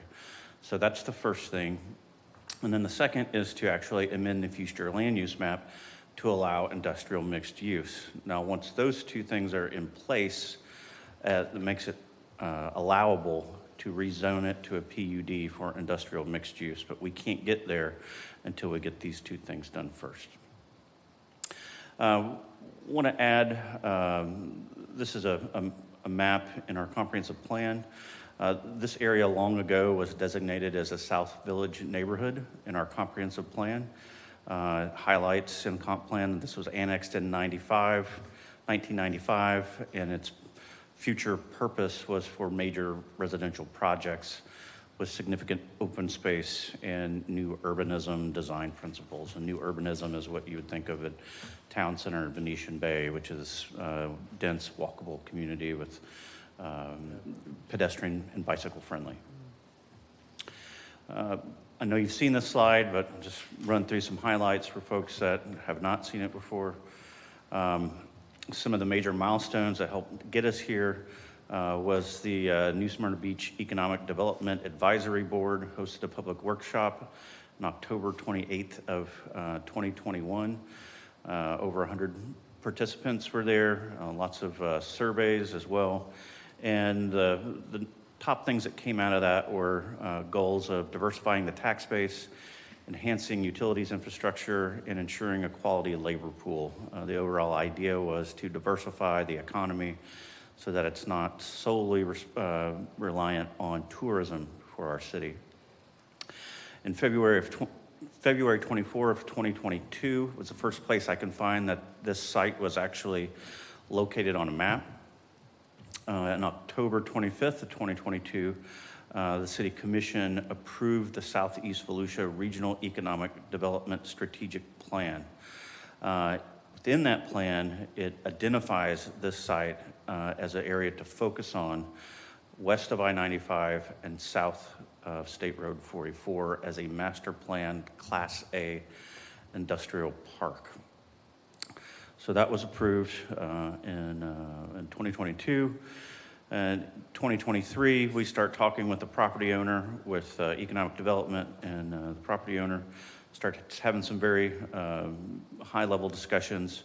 And then those picked up with a series of meetings with development services, city manager's office, economic development, and other players where we began developing a concept plan. And then eventually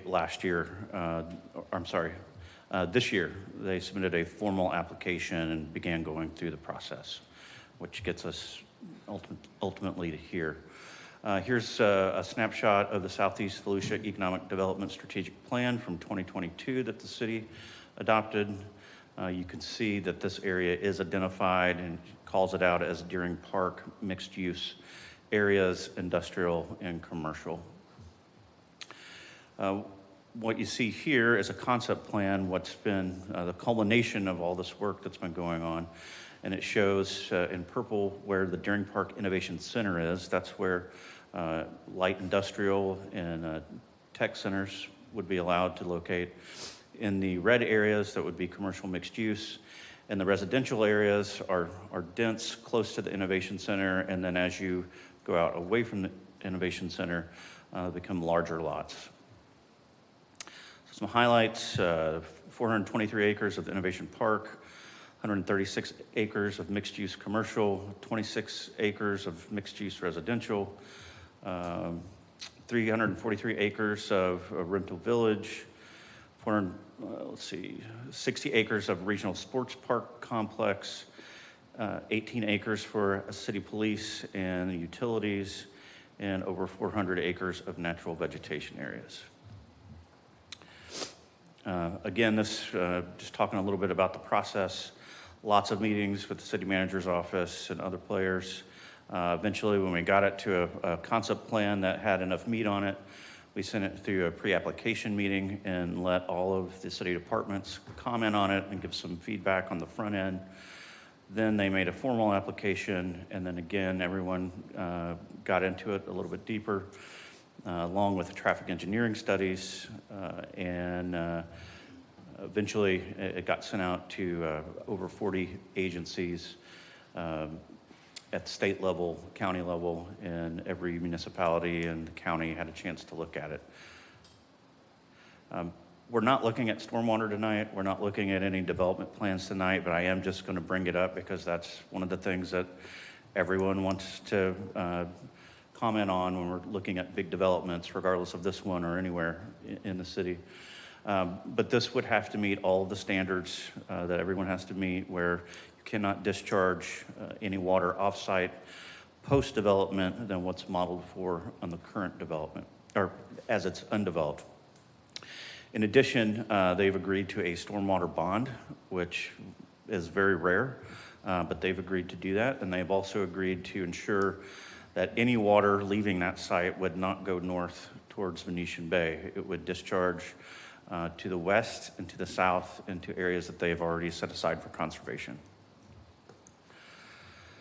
So what we're looking at tonight is to add the industrial mixed use to the future land use element so that can be applied to this site. It has to be in there first. Currently, we only have industrial mixed use on one site. You can't see it very good here, but it's the vacant property with the rail transfer station adjacent to US 1. And that's the only property we have anywhere in the city for this type of use. So if we're trying to attract any sort of light industrial or any of the space or tech industries, this currently is the only spot they can go.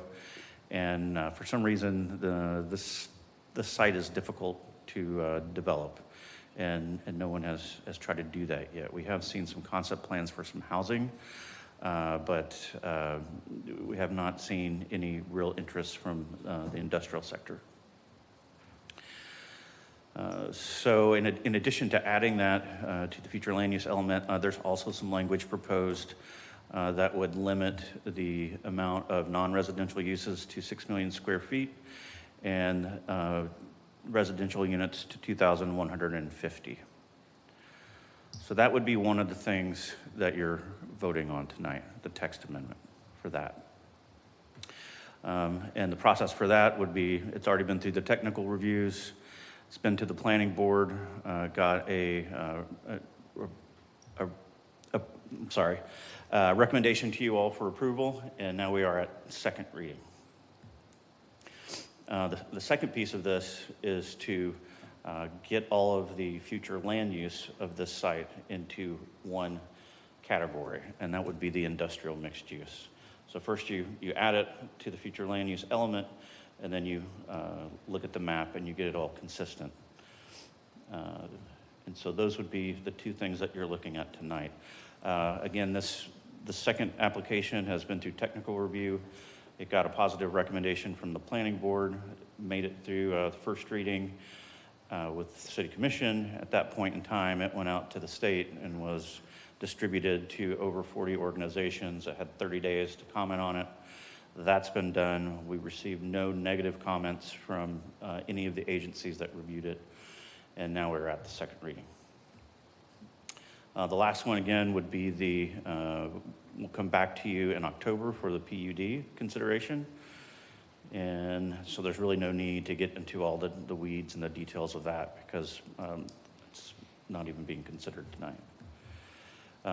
But that one would also have gone through the technical reviews.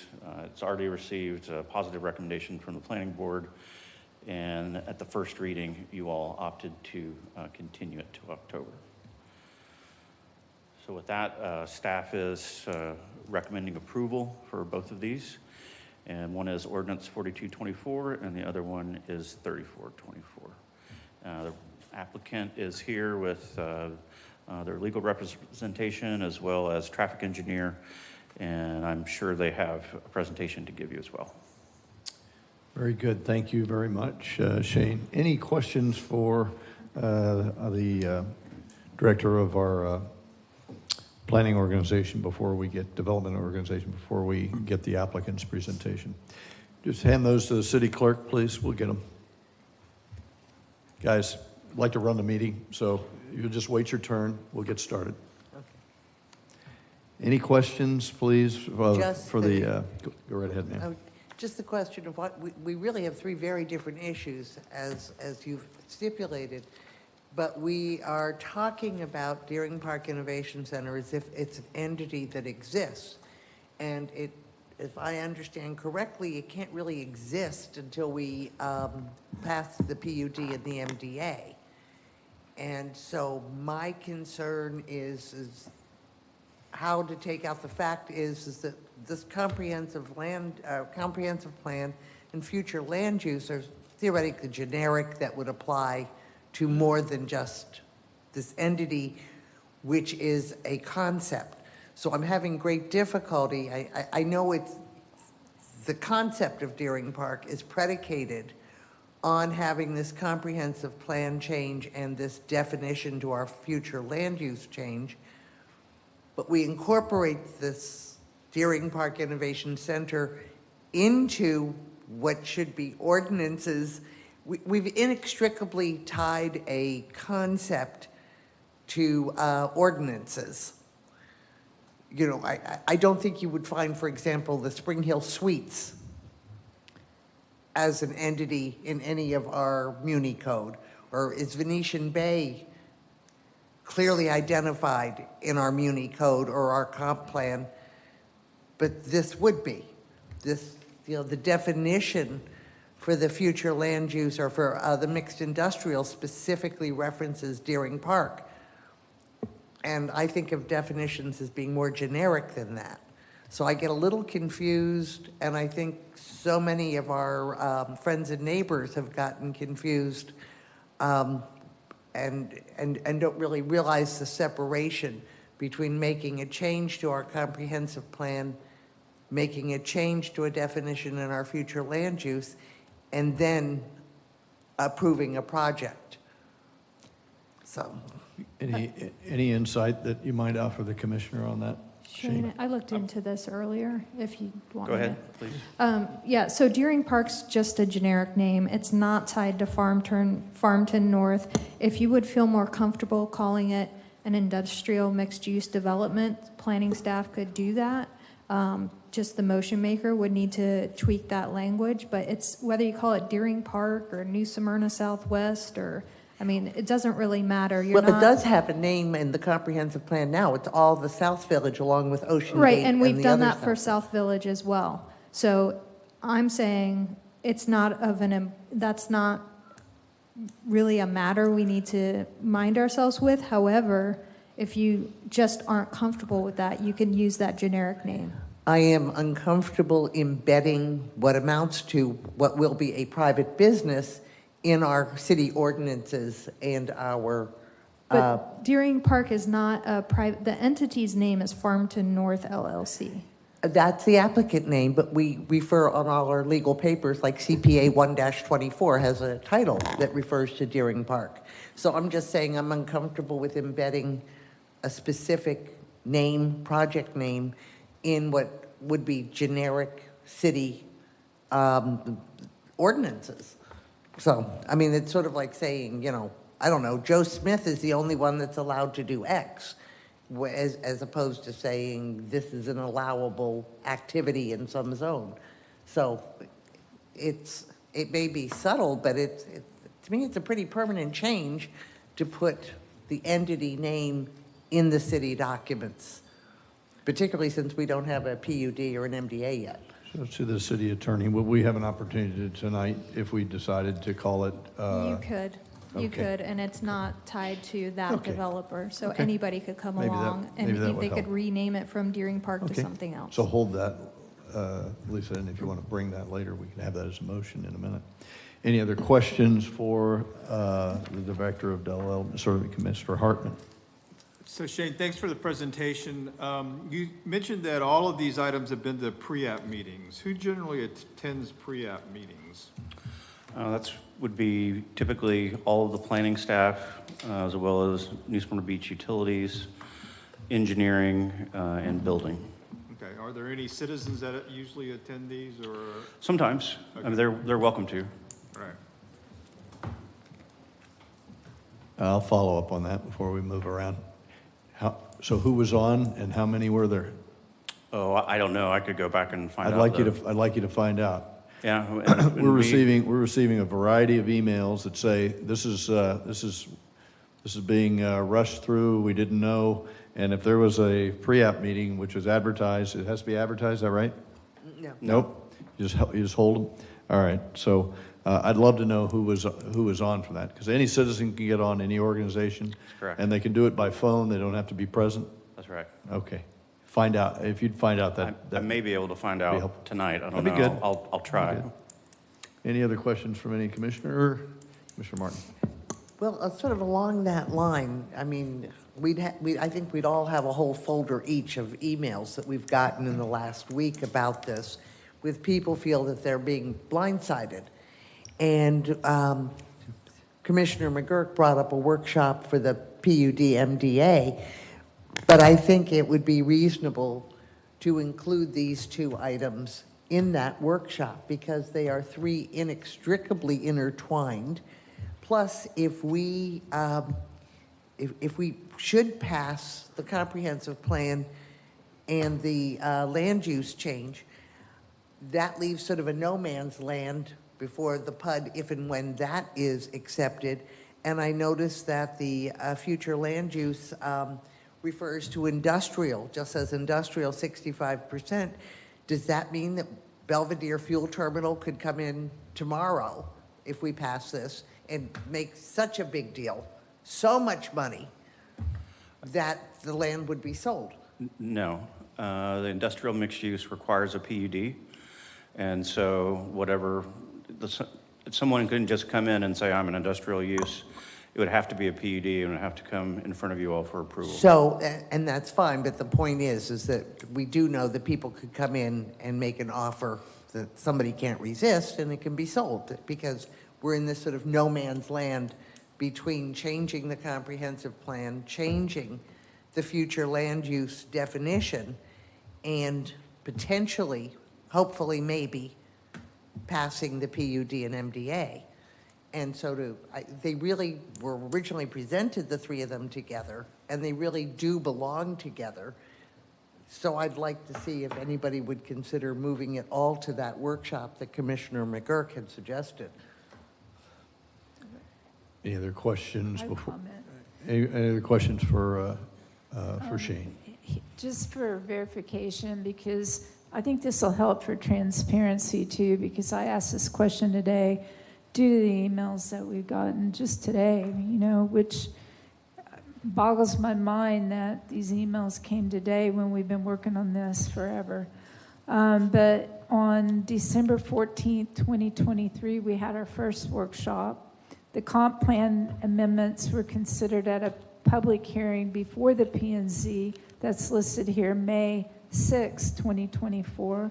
The comp plan amendments was considered by the Commission on May 28th as a public hearing. The other comp plan was considered on the Commission June 13th, also a public hearing. And tonight will be the third public hearing on these items.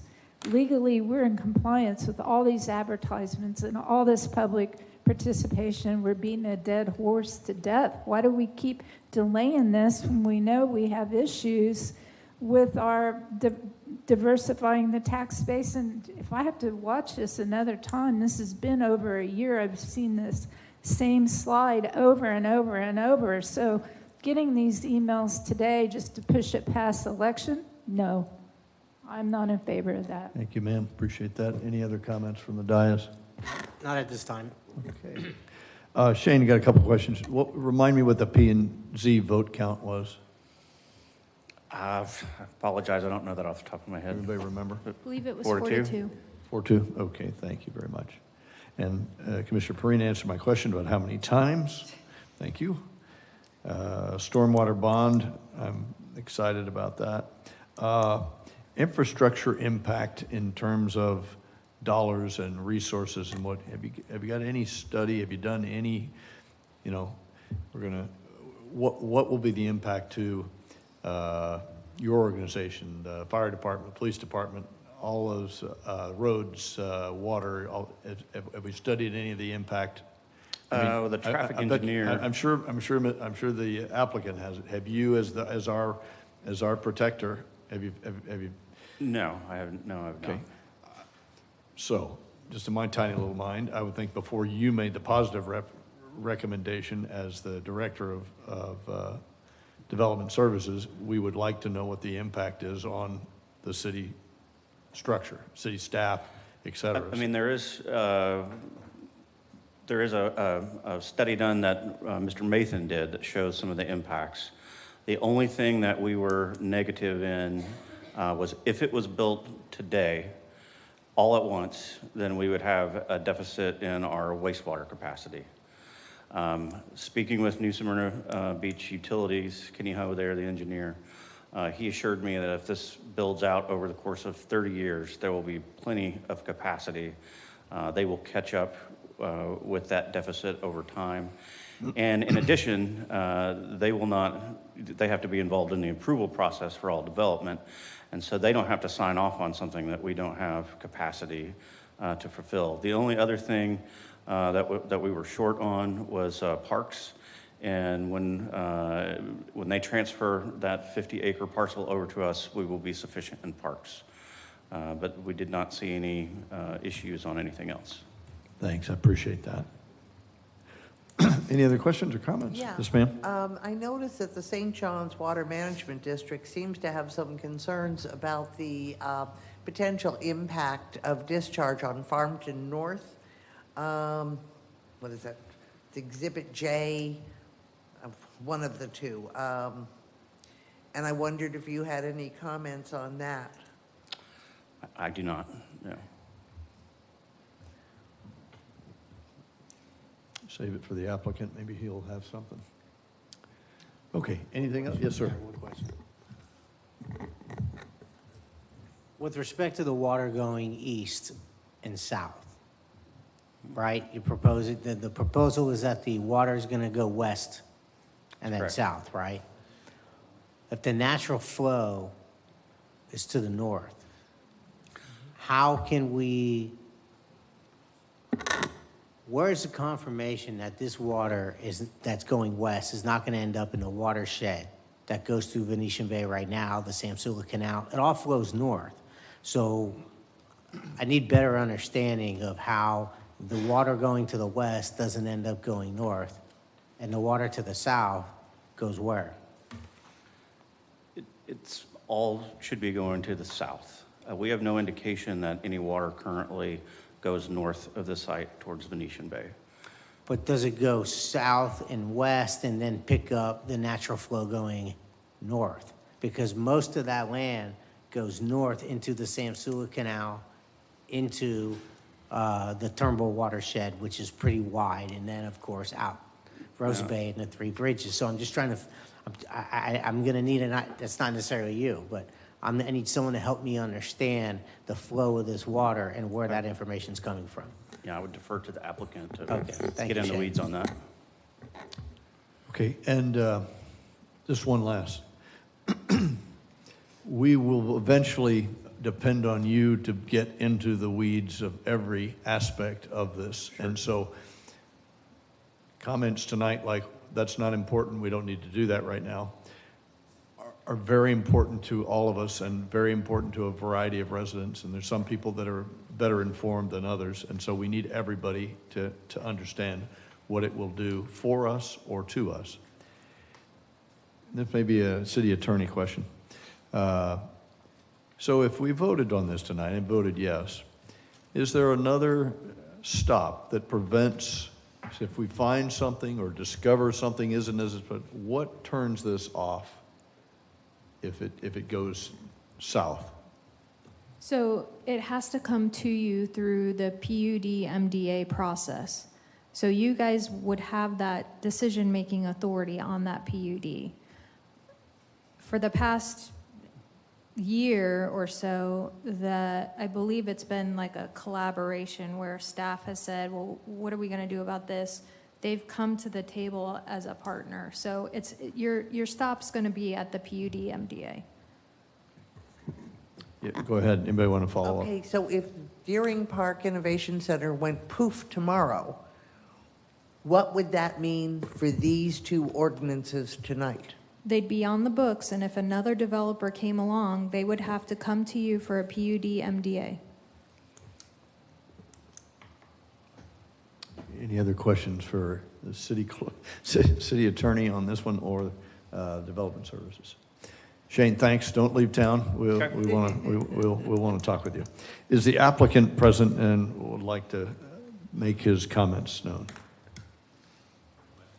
Do I do that? Okay. I don't think so. I've got one extra copy. Who's missing one? Is it Valley? No, Ally's got hers. Pace? Did the city manager get one? Did Ron get his? No. Maybe that's why he moved to the crowd. I'll go check my emails. Did you get one? You got some technical difficulties there, sir? All righty. To double up on making sure. Did we get it so we can produce it? The city has the PowerPoint. They have not been able to find it and put it on here yet, but I can walk through with this. So the important thing, there's a couple of important things to remember in this one. This is not a development. This is a planning exercise. This is what we're doing is we're planning for the future. We were asked to come and work with you to plan for the future. And so that's what we've been doing in this particular case. This is a request for a comprehensive plan amendment for a 1,618 acre enclave that is right between, and you can see this on your thing, right between everything else that's happening west of 95. The activity center, the Venetian Bay, the South Village project, which is in subdivision right now, and Deering Park North, which is in Edgewater that goes all the way up to the line on this site. So you've got a site right in the middle of that, in Ocean Gate. You've got a site right in the middle of that that hasn't been planned for the future, consistent with the South Village overlay plan. And so that's one of the things we're talking about. Clint, if you'll just speak up or closer I'm to sorry, the mic, yes. I'm sure the crowd will I appreciate it. will. I'm going to walk this. How's that? Is that better? Yeah. All right. So this provides an opportunity to implement that large-scale regional plan that we're talking about, because that's what we're doing here. It's a regional plan as opposed to a piece-by-piece, parcel-by-parcel plan, which is typically what we do in New Smyrna. Typically, we have a piece of property that you have a potential use for. You come in, you look at amending the comprehensive plan, you look at amending the zoning, you come up with a specific use, it's done, it's small, it's usually around 25 acres, and that's it. This is an actual regional plan that we're trying to accomplish, and a plan that will try to encourage a tax base for the future of New Smyrna, but also encourage job production. So my kid had to leave. My kids had to leave. There was no jobs here for my kids. My one son has come back now. He's able to work down in the Cape, but that's an hour drive. But wouldn't it be wonderful if we had technological jobs here in New Smyrna for our kids and for potentially my grandkids? So that's what we're looking at.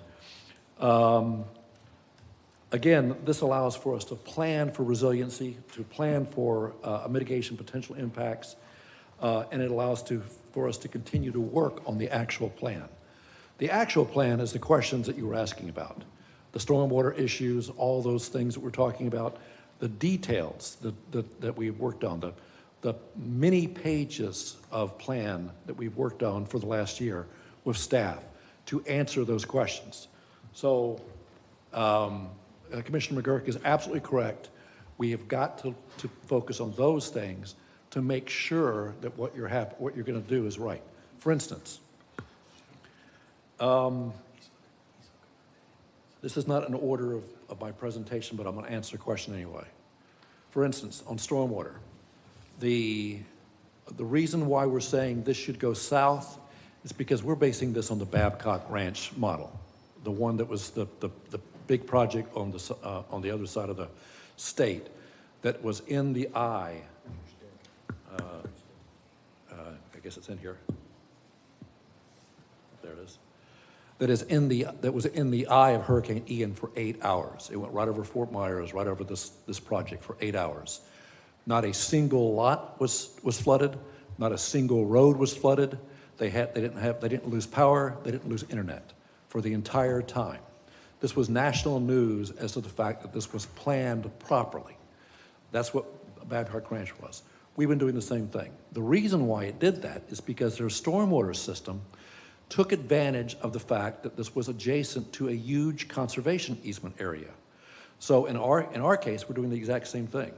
Rather than feeding this to direct lines of where it would normally go, typically what you do on a parcel-by-parcel basis is you come up with your stormwater plan. You're required to maintain a certain amount for a 100-year flood, and then there's a pop-off, there's a runoff. And with that runoff, it then goes to the normal flow of stormwater.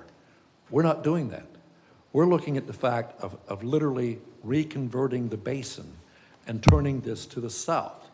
Because in the south, we have 50,000 acres of conservation areas that will have a mutual benefit. If you put the water in those areas, it helps replenish our wetland areas that we've been working on for the past 10 years. And at the same time, allows us to go ahead with keeping the water away from Venetian Bay. You haven't seen the PUD yet. The PUD is very specific, and we'll be getting into that, at some point in the future. But again, we want to take our time with the PUD. I'm not necessarily in any hurry. You've got to do the comp plan first, and you've got to do it within the time frame, because as Shane has indicated, we sent this out to 40 agencies. Once they come back with their responses, there's a time frame. If you don't adopt within that time frame, then you basically have lost your ability to adopt a comp plan amendment. You have to start over again. So in our case, as we talked about last time, if we do the comp plan, that's fine. I had no problem with the idea of continuing the planning, the negotiation, the discussions regarding the PUD itself, and that's important. That's important for us. It's important for everyone to be comfortable with what we're doing. What we can't change, but we can't continue the comp plan itself. The comp plan itself has to be part of this because we can't go through another year of getting this approved by all the 40 agencies. I mean, that's, you can't do it for that matter. So we look at this as a setting, as a way to start the process. I mentioned this in part of my slide. What is a comprehensive plan? Because that's what we're talking about here. We're not talking about the zoning, which is the PUD and all the very specifics. We're talking about a comp plan. A comprehensive plan is an orderly process that determines community goals and aspirations in terms of community development. So as you're looking at this, we've talked about the fact typically you do little small scale amendments, but this is the opportunity for regional planning. We know growth will happen. I heard what Jay Pendergast said last time at the last hearing. Growth is going to happen. The question is, how do we grow? Do we work together? Do we plan for it? Do we try to figure out exactly what we want? Because if we don't, it's just going to happen. It's going to happen, and you're going to turn around, and all of a sudden it's done. You've got to find a way of planning from a regional standpoint. In this particular case, staff has recommended that we put this as industrial mixed use. Part of that is to make sure that we have the ability to do the tax base and the job-producing areas that we're talking about. But part of it also is because industrial mixed use absolutely mandates a negotiated PUD. Otherwise, you can't do anything. So unless that negotiated PUD is finished and approved down the road, then this is I don't say it's worthless, but it's because it's part of what's part of the process. But you can't build anything. We're okay with that because again, this is not something that we were looking at for this part yet. We were looking at 5 or 10 years. You know, what's the highest and best use going to be in 5 or 10 years? I don't know.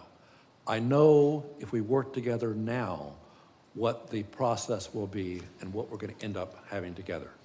And we're going to find a way of working together and creating this community that we're talking about. So nothing can be developed until the PUD or MDA is agreed upon, and all design and permitting occurs consistent with the requirements. In the county, and so there's 2 basic comp plan designations over this site, which is kind of unusual. In the county, you used to have everything west of 95 was ranchettes, all right? 5, 10, 20, or 25 acre ranchettes. That's all it is to it. It's various types of agriculture, but every agricultural use had the ability to put a ranchette on it, to put a home on it, et cetera. So Venetian Bay used to be all this, used to be ranchettes. And they took it and they planned it and they clustered it and they did something hopefully better than the ranchettes.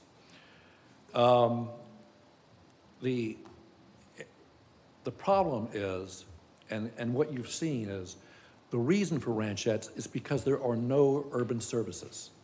You can't have anything other than ranchettes with wells and septic tanks. That's it. So that's what you typically have. But once you get urban services, once you get municipal water and sewer and roads, then you look at different things. You look at things that you can do better. So in this particular case, I can tell you that when you look at ranchettes, when you look at the example of ranchettes in various areas, that they are an environmental disaster. The problem, of course, is that when someone buys a ranchette, a 25 acre, 20 acre, 10 acre ranchettes, they take that piece of property, they fence it, they clear it. Even though there's wetlands on it, they'll clear it. They'll clear part, clear it a little bit at a time, because I've seen it over and over and again. They'll put their home or their mobile home on it or whatever is on it, and it's a dead space. It's a dead space from economic development because it's all fragmented. It is a dead space from the environment because the habitat has been stopped. The habitat corridor has been stopped entirely.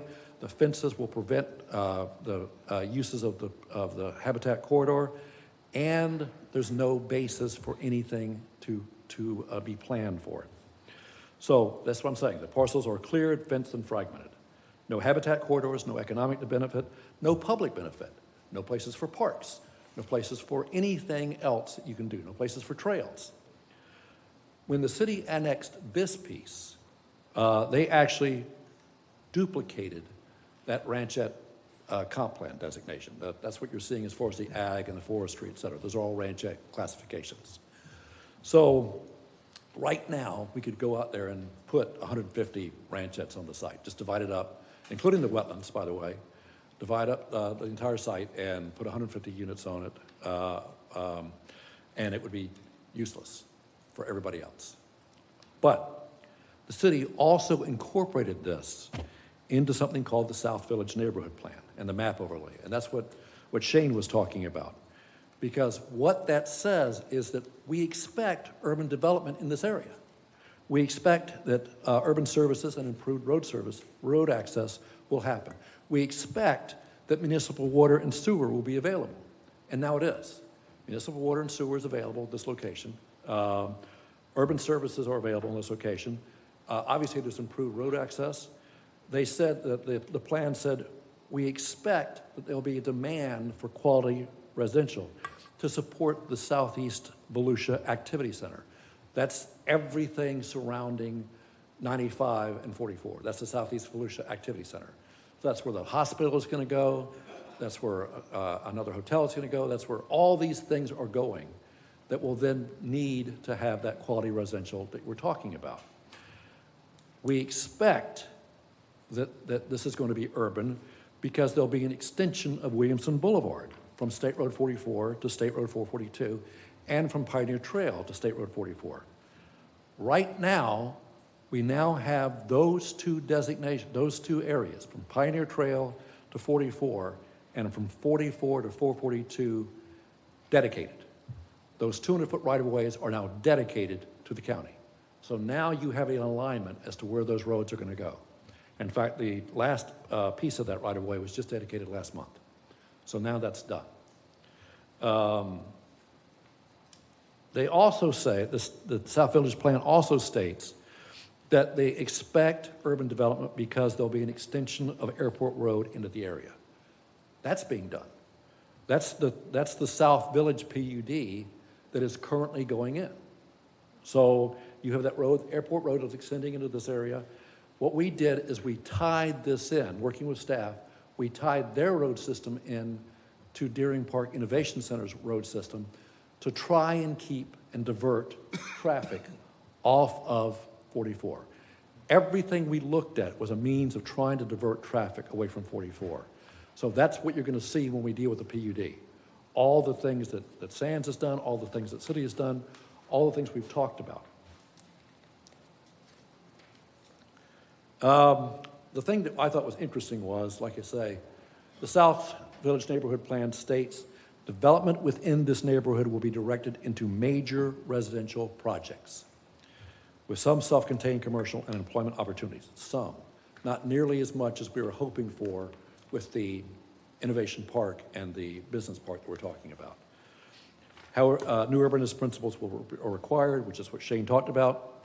However, after looking at this, and after looking at everything you looked at as far as your economic development plans that Shane just went into, all the extensive reviews for reducing reliance on non-residential tax base and providing for job production, the city requests the opportunity to work with the landowner to plan for something other than either major residential projects or ranchettes. And what that was the idea of Deering Park Innovation Center. They did this for three reasons. The first was the city needs a larger non-residential tax base. That's all there is to it. And the potential for good paying jobs for the next generation. Not my generation, not even my kids' generation, but the next generation.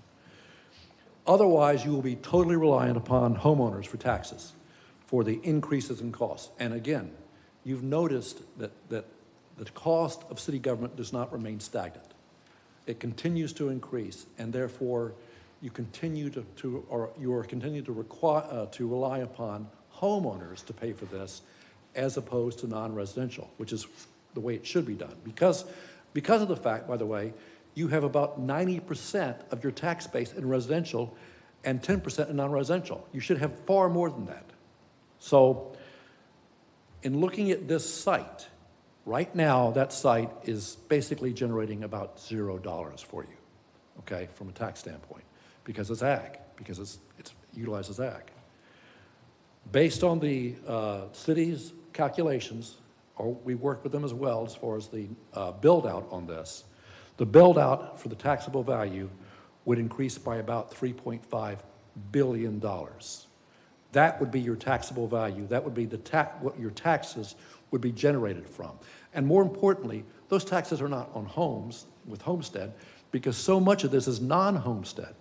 Most of your tax base, if you recall the workshop presentation that was made, was from the business park. And of course, some from the areas that were non-residential, such as the commercial village, some that was from the rental areas, which again are not homestead.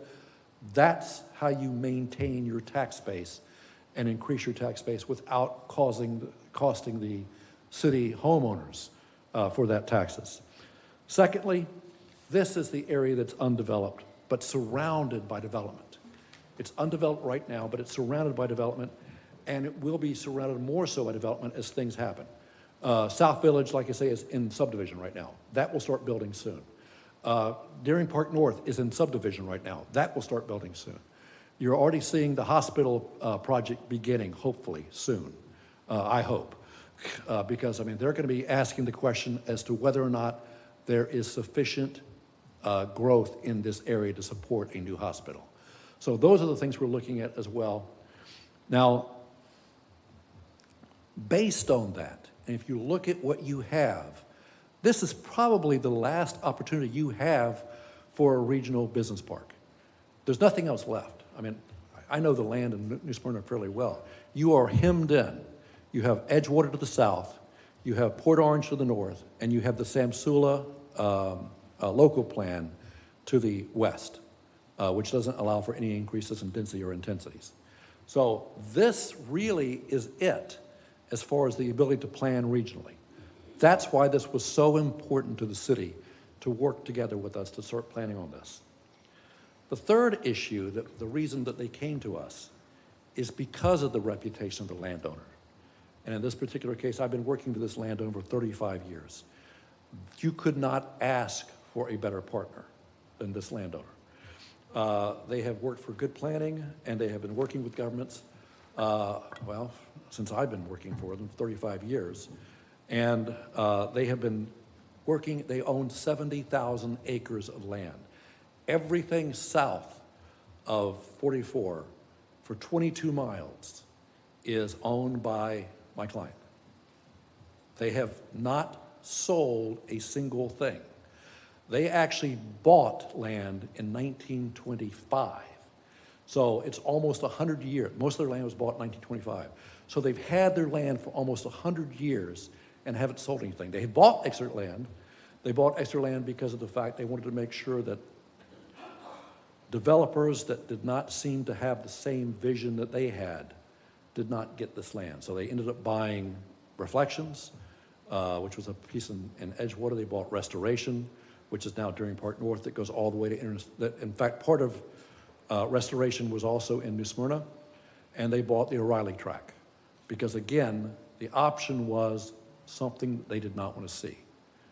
These are people who have looked at planning, not at development right now.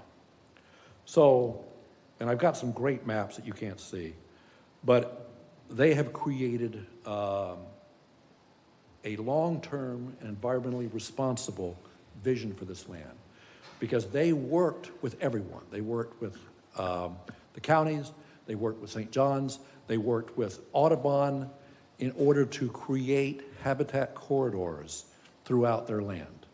Massive habitat corridors and conservation areas at no cost whatsoever to the community. They didn't charge the county a penny. In fact, they gave land to the county. They didn't charge Edgewater a penny. They put a lot of that land in conservation. They won't charge you a penny for all the land we're putting in conservation and the cost of maintaining it, because there is a cost to maintaining conservation lands. You have to take out the invasive species. You have to make sure that people stay off of it. You have to make sure it's not trespass. Sometimes you have to convert it back to what it should be. So those are things that are a cost.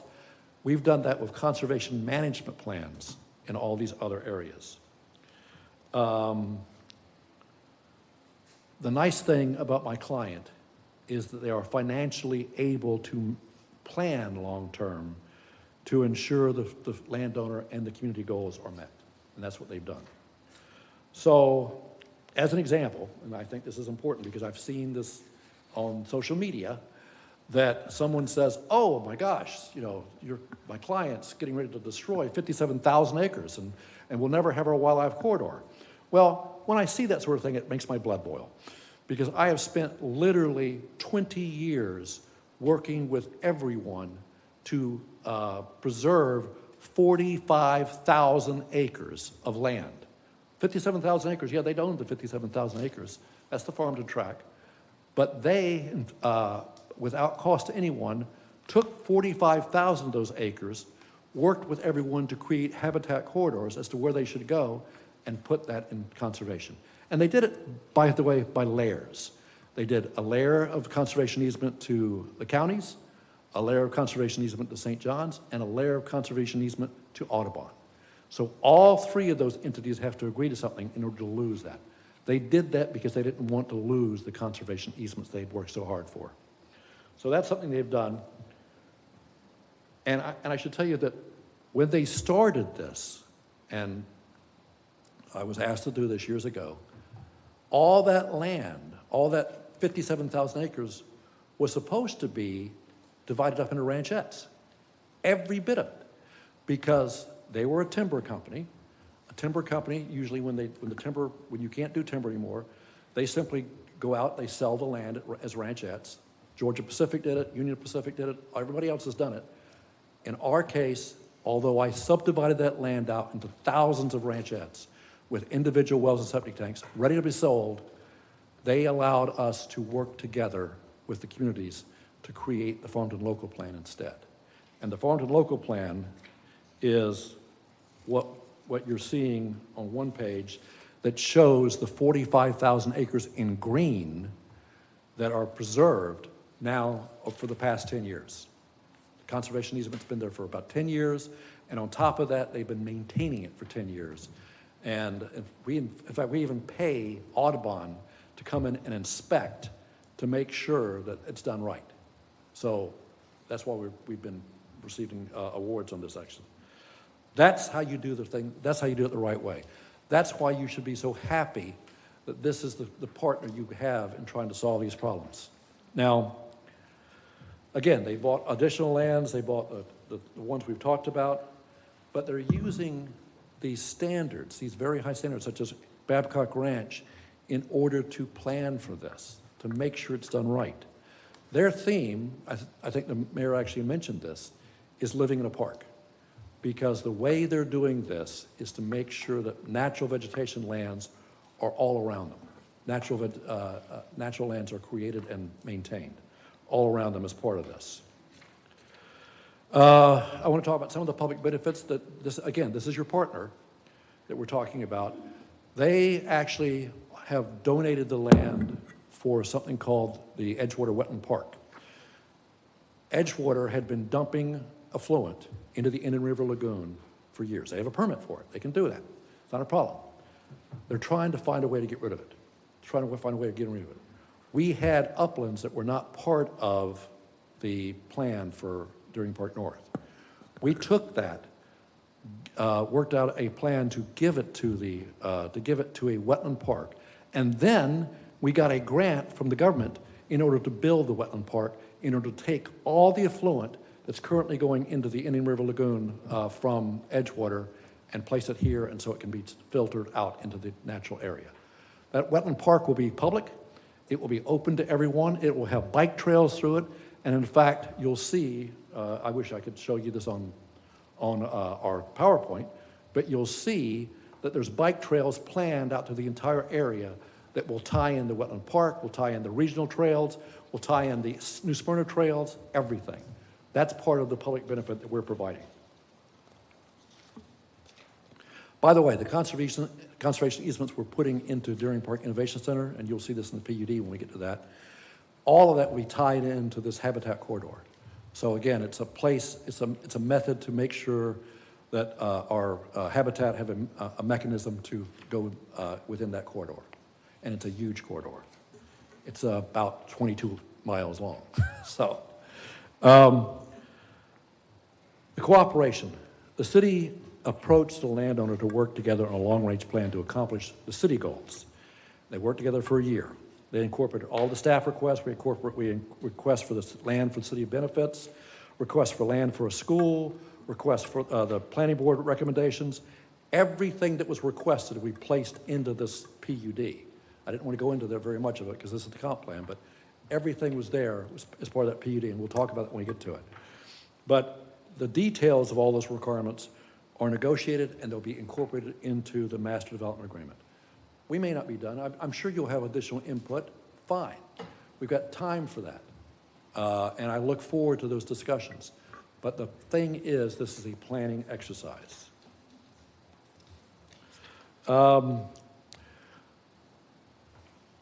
Regional planning so far that we've accomplished are a couple of things. We've created basically a requirement for a regional stormwater management design and plan. It mandates that there's no impacts to Venetian Bay. It mandates there's no impacts, no runoff to the north or the east on adjoining areas. And it allows us, and it mandates us to take this stormwater to the south to replenish the conservation areas. We've also provided, and this was a planning board idea, a stormwater bond. You haven't seen any stormwater bonds in the state of Florida. This is probably going to be the first one, but that's okay. You know, we have the opportunity and the financial ability to do this. And the important thing is so that everyone understands this is for real, this is going to happen. So when you look at your stormwater, we're going to be doing our, it's going to take Mark, our stormwater engineer is here, Mark Doust, but it will take probably a year, 2 years to do the modeling, to do all the studies, to come back to you and talk about it. We're required to come back and talk to you, required to come back in the PUD to talk to you about all these things. And the planning board. That's part of the process. It's a joint process that we're working together on. There's also maintenance requirements that we're required to do. In order to set, we'll have a maintenance entity that will be set up to make sure these things are maintained. What we found in the past is one of the major problems with stormwater systems is they haven't been maintained properly. So we can do that. And on top of that, we believe, in talking to staff, that there's also an opportunity for a required inspection. You know, right now St. John's does inspection. We have no problem with the idea of working together with the city to also require inspections of the stormwater systems. That's how you work together. We also, of course, are creating the job creation area and the construction. Oh, this is sort of interesting. So this is not a plan for a residential area at this point. This is a plan for a job creation area. We have to build a 500,000 square feet of non-residential first. We have to permit, all the way through permitting, another 500,000 square feet of non-residential. You can't do a thing, we can't build a single house until after that's done. So those are just things we'll talk about during the PUD. But I like the other things also. There's significant environmental protection. As we've indicated, there's no less than 400 acres of natural vegetation and conservation easements that we've placed in conservation easements. Maybe more, we'll have to look and see. But we're gonna, once we have our jurisdictionals, we'll have a better idea of how that will work. The conservation areas are gonna be tied into the massive habitat corridors to the south. The conservation easements will be maintained at no cost to the city. And there's, under the terms of this agreement and the terms of your comp plan designation, no less than 50%, no less than half of the community has to be an open space. So I've heard these, oh, they're going to pave over everything. That's insane. It's half of it's going to be an open space. Now we've talked about some of the things that the staff wanted as in return. Commissioner Hartman asked if there was any of these parks or community assets where people can go to west of Colony Park. There will be now. Because what you will have is you'll have a sports complex of at least 50 acres. I think we're looking at 60. But bottom line is, we're going to have a sports complex that will allow you to do everything you're looking for. On top of that, we have a requirement for a police station site, no less than 10 acres. Utility sites to help the Utilities Commission, 8 acres. The construction of a extension of public bicycle trail system, all paid for by this community. And that shows on one of these slides. And a potential 30 acres for a planned VOTEC school site. So, and I will tell you that one of the reasons that the school board loved this idea was because of the fact they would be next to a business park where you could have internships between the high school students and the business park. So that's one of the things we're looking at as well. When we're planning, we're looking at redirection of traffic away from State Road 44. We're looking at higher parking standards because that was one of the things that was mentioned during some of our workshops. Interconnection of Williamson Boulevard with South Village. The potential for a right-of-way to allow for future connections between or across Interstate 95. The county asked for that. Landscaped and tree-lined Williamson Boulevard. It's not going to be just the Williamson Boulevard like you've seen in Daytona. This will be heavily landscaped, tree-lined, and all of that, under the terms of the agreement with the county, has to be maintained by Innovation Park, or its assigns. Let's see here. So bottom line is that no work on the PUD can continue until the comp plan is approved. And because of the fact we've gone through all these 40 agencies, and you see, like I say, some of the agencies you've gone through. The one I thought was interesting was East Central Florida Regional Planning Council, which is usually very difficult. Their comment was, staff has reviewed the proposed land use map amendment and found the proposal will not adversely impact regional resources or facilities of significantly identified, nor create extra jurisdictional impacts on nearby governments in the region. The applicant is commended for planning a development laid out in a manner to preserve the greatest amount of wetlands possible. I thought that was really something special. I've never seen that before. So at this point, we're looking at basically the opportunity to continue to work on this matter. And that is the fact that we've expended a year on this process and hundreds of thousands of dollars based on the city request to work together to provide a regional plan for this parcel. Deering Park recognizes how important it is to get the details of the master development agreement right. I understand that. We absolutely agree with that. And we'll continue to work with the commission and staff to make sure that all of the city goals are accomplished and protected. The staff and the planning board recommend approval of this comprehensive plan amendment. They also, by the way, the planning board also recommended approval of the PUD by a 6-1 vote, if I remember correctly. So I was very pleased with that after the second hearing. State, regional, and local agencies and governments have reviewed this without objection. Please give the city, and I was allowed to say please because my clients are from the Midwest. Please give the city and the landowner, with workshops and with the input from the citizens, the opportunity to work on the city goals and a true regional plan by adopting this recommended comprehensive plan. At that point, I'll be glad to work with everybody, every other group, if that's what it takes to work through these details. Thank you. Thank you, Mr. Storch. Appreciate the very thorough presentation. Is there any member of the commission that would like to have some questions or comments along with Mr. Storch? Well, let's see. Yep.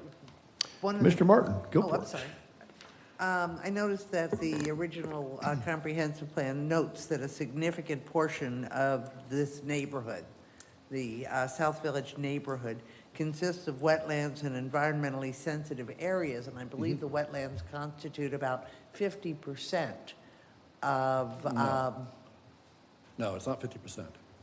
Although we don't have our jurisdictionals done at this point, even the initial areas indicate this is maybe, is typical Florida. typical Florida west of 95, which is possibly about a third. I have a map that I was sent from, Volusia County. I'd have to look it up again. Yeah. Wendy Anderson, you know Wendy. Oh. Wendy sent me a map. Okay. Okay. Now I understand. So, but the bottom line is, yeah, what has to happen, of course, is you have to have jurisdictionals done. And the jurisdictional process will take, 6 months to a year. So, because this is a huge piece of property. At that point, the county, the city, the St. John's, and the applicant will agree as to where the lines are, and then you plan for it. I still find it difficult that we are discussing DPIC and the conceptual plan for DPIC when the items on the agenda are for a comprehensive plan change and a definition for future land use. So they are very separate issues, and They are. yeah. And so, again, it was, the staff brought up some of the things that were going into the PUD. I thought I'd follow up on the benefits, but the bottom line is this is a PUD designation. If it's an appropriate PUD designation, then we work together on the PUD. I'm sorry, if it's an appropriate comprehensive plan designation, then we'll work together on the PUD. Other questions for Mr. Storch? Mr. Hartman? No, the way I look at this is we're picking a canvas. Yes. And at some point in time, we'll figure out what medium we're going to use or what colors we're going to use to develop this piece of work. But right now, we're just in the planning stages to figure out what kind of size and canvas to use to build upon at a later date. Yeah, I mean, the advantage we have in this case is that you have a landowner, a major landowner, that doesn't have to develop the land right now, that can work with you on planning this and making sure that we know what's going to happen down the road. So, and they've been very impressed with the staff as far as trying to work together and trying to solve problems. We've obviously provided, listened to what the planning board has done and offered those things. But I've got great clients, and I've got to tell you, that's the best thing I've got here going for me. But yes, it's a blank canvas. Yes. Good picture. Commissioner Perrine. The only thing I want to point out to all this, I've had quite a few emails about grants with this, but that's putting the cart before the horse. We've got to do this before we can even look into grants and going forward with what we're going to do. And for transparency, I mentioned how many times we've had public hearings on this. So I don't want to push this past the election just for no reason. I want to make a decision. Are we going to at least look at this now so we can go forward with grants, job opportunities, and whatever comes our way? The stormwater bond, that's fabulous. That all of that is good, but that is so premature right now. Right. This is important that we just go through this step. Then we're going to come back and hear this multiple times more, but in much more detail. By the way, I should point out that you probably had 4 public hearings on the comp plan itself. You've had one on each of these text. The text amendment was different than the map amendment, so you had those 2 public hearings. You had, and then you had the same thing with the hearing on the planning board. So you had a planning board public hearing as well on these 2 things. And then on top of that, you're having another public hearing tonight. So this is really more public hearings than you typically would have. On top of that, you've had workshops and you've had hearings on the PUD, which discussed all these various things. So I've tried to listen. I've tried to listen to anything, any input I've received. I've met outside with some of the members of the coalition. I've done everything I can to try and listen to people and incorporate it into this because I've got a great client. That's what we've done with the staff as well. But if we don't have a comp plan to give us the first step to get the rest negotiations, we're done. I mean, there's no reason to proceed because you can't start over again. Very good. Any other questions? Just a couple myself, sir. Glenn, what is the best thing for the environment out there and why? When you say the best site for the environment, it's interesting you say that. On the Farmington track, there was a site that was absolutely critical from an environmental standpoint. And we took that and we put extra protections on it, and in fact, then it was about 2,000 acres in that case, but we actually gave that to the county to make sure it was totally protected. In the case of Deering Park Innovation Center, this has been a tree farm for years. So the important thing is, I think, to maintain some of the wetland studies. Once we get our wetland studies back, we'll find out the quality of the wetlands. We'll know which ones we actually absolutely have to protect. But we'll also know the other areas. What they've done in Deering Park North and Deering Park Center is actually protect oak areas and other treed areas because they make the area so much better to live in. So we'll find out the absolute critical environmental areas as we go through the process. But I can't tell you that there's anything special right now. Okay. Would you repeat that commitment to conservation and those organizations that you cited? I can't remember what you said about the history of your owner's commitment to the conservation. What Sure. were those organizations? What we did there was we did layered conservation easements. So when you give a conservation easement, you say, this land will not be developed. It not only will not be developed, you'll build no structures on it, but you'll also, we have a conservation management plan that incorporates how you maintain it. So in our case with Deering Park North and with Farmington, we actually have conservation management plans that require us to pay for removing all invasive species, to keep it free of trespassers, to keep it free of people who are going to destroy it, all those things. And it costs us quite a bit of money, to be honest with you. On top of that, we then put layers on it. So we have a beneficiary of the Farmington local plan, for instance, to the county, Volusia County. So they have a beneficiary of the comprehensive plan, of the conservation easement. We have a beneficiary for St. John's. They have an area. And then we also have a beneficiary of the conservation easement. We gave it to Audubon because we know that they know what they're doing and that they absolutely want to, it's critical to them to resolve this. We would love to keep Audubon involved in the other conservation easements we're creating. I have no problem with the idea of creating layered conservation easements on the conservation land that we're providing to you as well.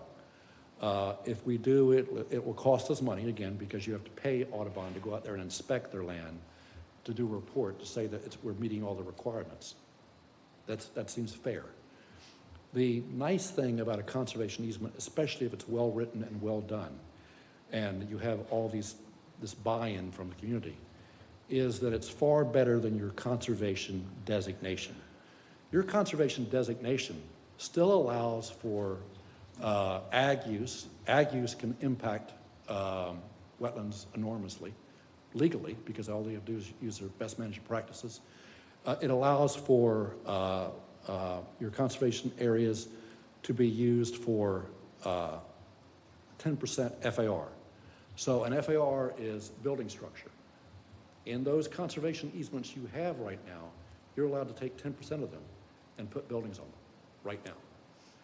On top of that, of course, you have the fact that you have no one actually maintaining these conservation easements or these areas without a conservation easement. Something can happen to them.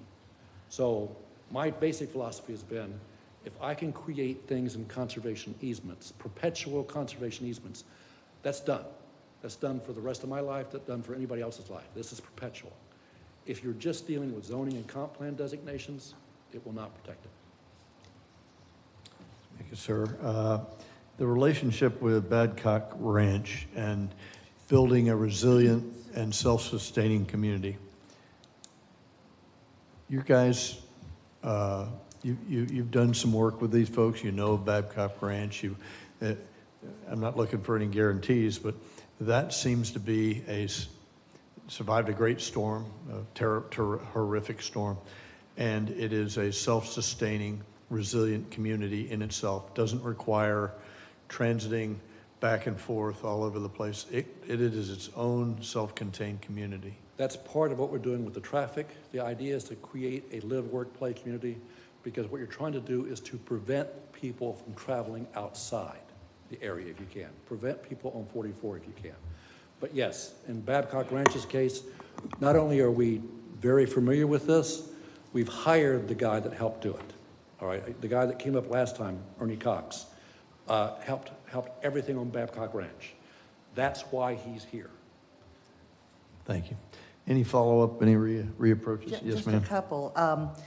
I will throw out, as I'm sure you're expecting me to, the real live, work, play concept requires all income housing, and we have yet to see all income housing proposed for DPIC.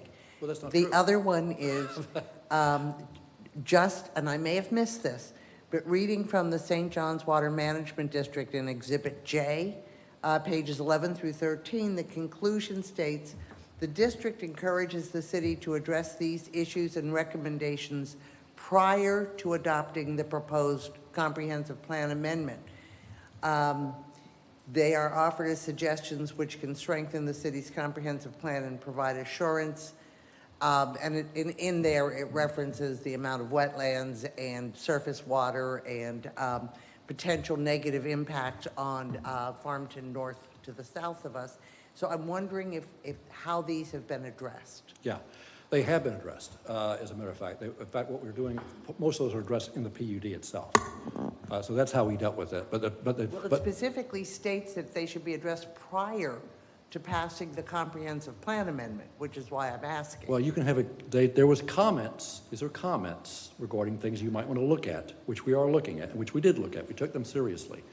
And so they're not required to be addressed prior No, I to. understand not required, but it says the district encourages the city to address these cities and recommendations prior to adopting the proposed And comprehensive the city plan. has done that by virtue of the PUD. But we don't have a PUD. But, but this gives us an opportunity to continue to work on that PUD.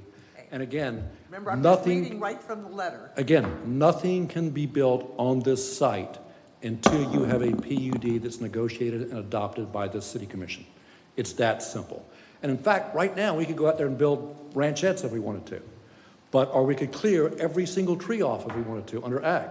But the bottom line is, once this is in place, we can't do, what we can do is we can work with you for a PUD. Thank you, sir. Appreciate that. Appreciate your remarks. Thank you. Public hearing is now open. If there are any citizens who wish to speak on this specific topic, please come forward. Hold it right there, Steve. Just wait right there and I'll finish this. Approach the podium. This is a monologue, not a dialogue. You'll have 3 minutes for us to listen to your concerns and comments. And when you come forward, just your name and address for the record. If there's need to follow up, city clerk and city manager will be getting back with you. Mr. Gunther. Yes, Steve Gunter, 140 Temple Street. Appreciate being here. Transparency, not transparency, I don't know. We can't all make all meetings. We have busy lives. But nobody, as far as the majority of this town, this coastal town, would approve something like this. The majority of us. When the gentleman stood up here and said there's 40 agencies and he never had any negative comments, that's kind of hard to believe. I've got a FDOT pond that is majorly polluting the creek. They've done it. I've had dumping there because trying to get the infrastructure in New Smyrna Beach under control. And there was even an FDEP case number that since that time, they've never been able to produce a report. So between St. John's Water Management, FDEP, maybe trying to put golf courses in parks, I mean, there's a lot of mistrust, as far as those citizens. Since I only got 3 minutes, let me just read something as quick as I can. Tim Feely, professor of Earth, Atmosphere, and Planetary Science, Purdue University. When you manage land for optimal health, you increase its resilience to extreme events like rainfall. Climate change is real, and as we've all witnessed in New Smyrna Beach, our heavy rain, stormwater events are increasing, and adding 1,200 acres of elevated concrete just 2 miles from our homesteads is a serious danger.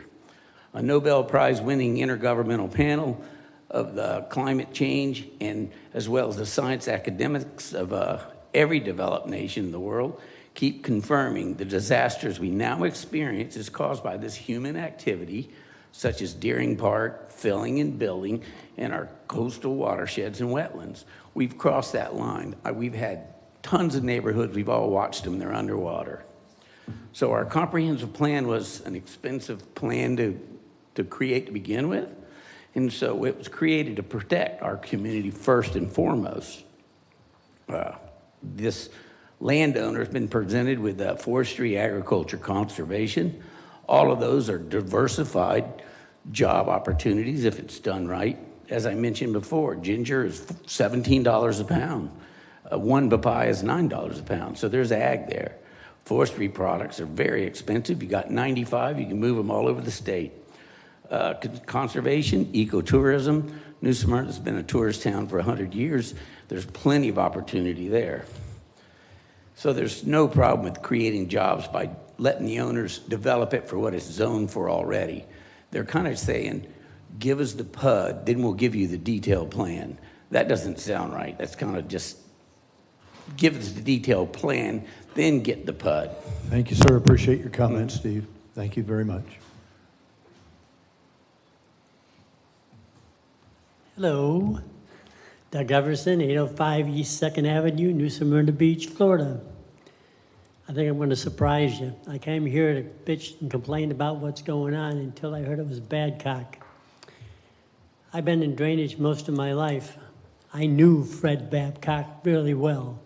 Back in the 60s and the 70s, I traveled with his ranch and helped him figure out some of the drainage problems he was having.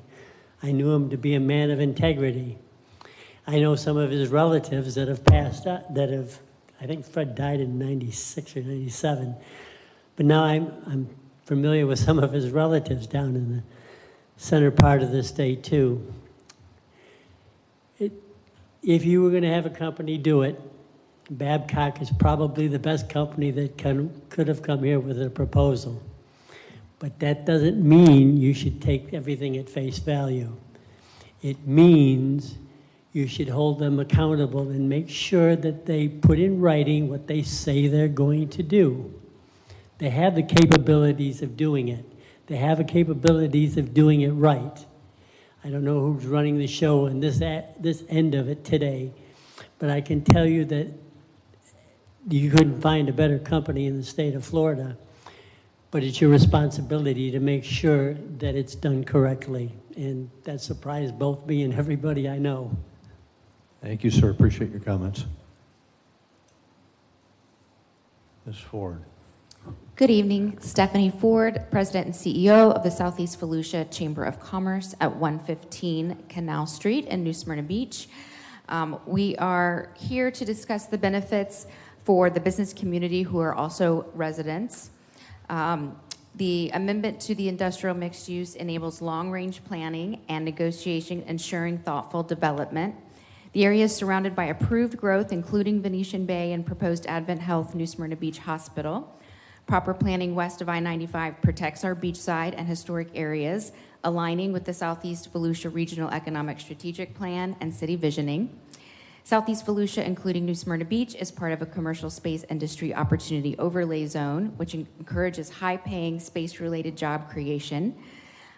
New Smyrna Beach relies heavily on a residential tax base. Approval of this project will help balance the tax base, reducing the burden on residents, taxpayers, and potentially preventing tax increases. Several steps are being taken to address the concerns. The project includes the construction of Williamson Boulevard through the property, which will help manage traffic flow and improve connectivity. Comprehensive planning is being done to ensure that infrastructure can support increased demand. Development will maintain 50% of the project area as open space and add 400 acres to conservation easements, preserving natural habitats and green spaces. Public amenities such as 50-plus acres regional park and sports complex, 10-plus acre regional police station will enhance community services and recreational opportunities. Public biking trails will connect State Road 44 and regional bike trails through Edgewater in the center of the county at no cost to the city. The project will include measures to protect and restore wetland areas, contributing to regional environmental sustainability. The project is being approached in a long-range plan with significant non-residential construction required before any residential units are built. This phased approach allows for careful monitoring and adjustment as needed. These steps aim to balance development with the preservation of the community's character and environment. And this project represents a significant opportunity for our community, balancing growth and environmental stewardship and economic development. We strongly support the comprehensive plan amendment and encourage you to as well. Thank you. Thank you, ma'am. Appreciate your comments. Appreciate the chamber being here tonight. Hello, Professor. Hi, Brad. Hi, Jason. Crystal Saylor. I live at 645 Ball Street. I've lived in Florida my whole life. The rampant overdevelopment has really broken my heart. Many things here in New Smyrna were opposed by locals, yet they ended up. The hotel on Flagler Avenue, one of the biggest objections was there's not enough parking. Now there's 2 hotels, and there's definitely a parking problem. Venetian Bay was pastures. Coastal Woods was woods. There was water in those locations all the time. After a hurricane, water would stand in those locations for weeks on end. And so I'm going to do some math nerd stuff for you. 50 acres with 3 inches of water on it is over 4 million gallons of water. Venetian Bay is over 1,400 acres, and that's 28 50-acre parcels, meaning over 100 million gallons could have sat on that amount of acreage. Now we know where it went. Neighborhoods that had never flooded have flooded. And so if you create this community that, live, work, play, whatever that phrase was, that's great for them. What happens to the rest of us? Okay, so, the other issue is that just because I and others have recently found out the extent of this plan doesn't lessen our concern about it. I respect that a lot of time has been invested so far, but concerns of those of us who have been here, invested here, I have my home here, I have my career here, I'm going to retire here. We're here for a reason, and maybe eventually, somehow, somewhere, we're going to draw the line on development. Let's break ground, be a groundbreaking community, and say no to it for a change. The Florida of my childhood is never going to come back. But what we have now, it's never going to come back either if we continue to just develop everything. I appreciate, again, all the work that's gone into it. Lovely sales pitch, no disrespect intended, but they're not doing it as a favor for us, okay? People stand to make a lot of money. Good for them. I'd rather have my lifestyle of this community where I chose to live. So, thank you for your time. Thank you, ma'am. Appreciate it, Crystal. Evening, sir. Hey, good evening, everyone. I'm John Joaquin. My address is 4617 South Atlantic Avenue here in New Smyrna Beach, and I am actually the chair of the Economic Development Task Force for this city, but I'm not standing here representing that, although that does inform a lot of what I believe. But I did want to add my voice and support for the approval of 9B and 9C on tonight's agenda that would establish the Deering Park Innovation Center. And I want to thank the commissioners, the mayor, the city staff, and all those that have been involved who have labored to develop the plan before us. I believe that considerable work has been done to accommodate the varying stakeholders and viewpoints and the concerns of these folks, with the goal of keeping the beauty and sustainability of our historic coastal town intact while providing an exciting and more prosperous future for our community. So as the saying goes, the only constant is change, and we are experiencing considerable change and growth in our state and in our region. As people from across the country and the world flock to our great beaches, wonderful coastal community, our lower cost of living, and freedom. My wife and I moved to New Smyrna Beach permanently 2 years ago after vacationing here for 37 years, so I've seen this town change quite a lot. And for many of those same reasons. We cannot stop growth, but we can manage it wisely. And I believe that the Darien Park plan best accommodates the growth we expect while providing for a better and more manageable future. It leaves our historic areas as they are, the old town, allowing for diversified smart growth in underdeveloped areas to the west. As we make important decisions on our future, I ask that we consider a few points. First, I believe we must diversify our tax base, or residents can expect continually rising tax bills that may price them out of our city. Currently, our homeowners pay the highest property taxes in the region based upon millage rates that account for over 82% of all of the revenue that goes to the services that we rely upon. Coincidentally, I believe tomorrow there is a meeting in this body to raise our tax rates, our millage rates, by 13.6%, if I read it correctly. So more tax revenues for business sources from Darien Park would help alleviate the upward pressure on our property taxes. But beyond that, beyond property tax impact, we have an important choice. Do we want our city to continue as a sleepy but gentrifying coastal community relying upon largely tourist economy, or do we want a vibrant high-tech industries that leverage our, I think I'm past, so Thank you, John. I'll just Appreciate stop your there. comments. Thank you It very was a much. great Appreciate speech. your comments. I'll Thank you. post it Thank you, John. online, read it Appreciate it. later. Thanks, everybody. Evening, Robbie. Good evening. Robbie Gibson Minor, 2839 South Oceano Court, New Smyrna Beach, and I am here representing the New Smyrna Beach Residents Coalition. We are asking you this evening simply to postpone the action on these amendments to our comp plan. And the bottom line, this is about the amendments to the comp plan. Although there have been meetings, the December 14th meeting was an overview and a comprehensive overview of the entire project, but not specifically in detail on these amendments, nor were these amendments, I believe, in detail for the Planning and Zoning Committee. The first time there was a hearing where we had the opportunity to see the full amendments in the board packet was the first reading, where there is no interaction.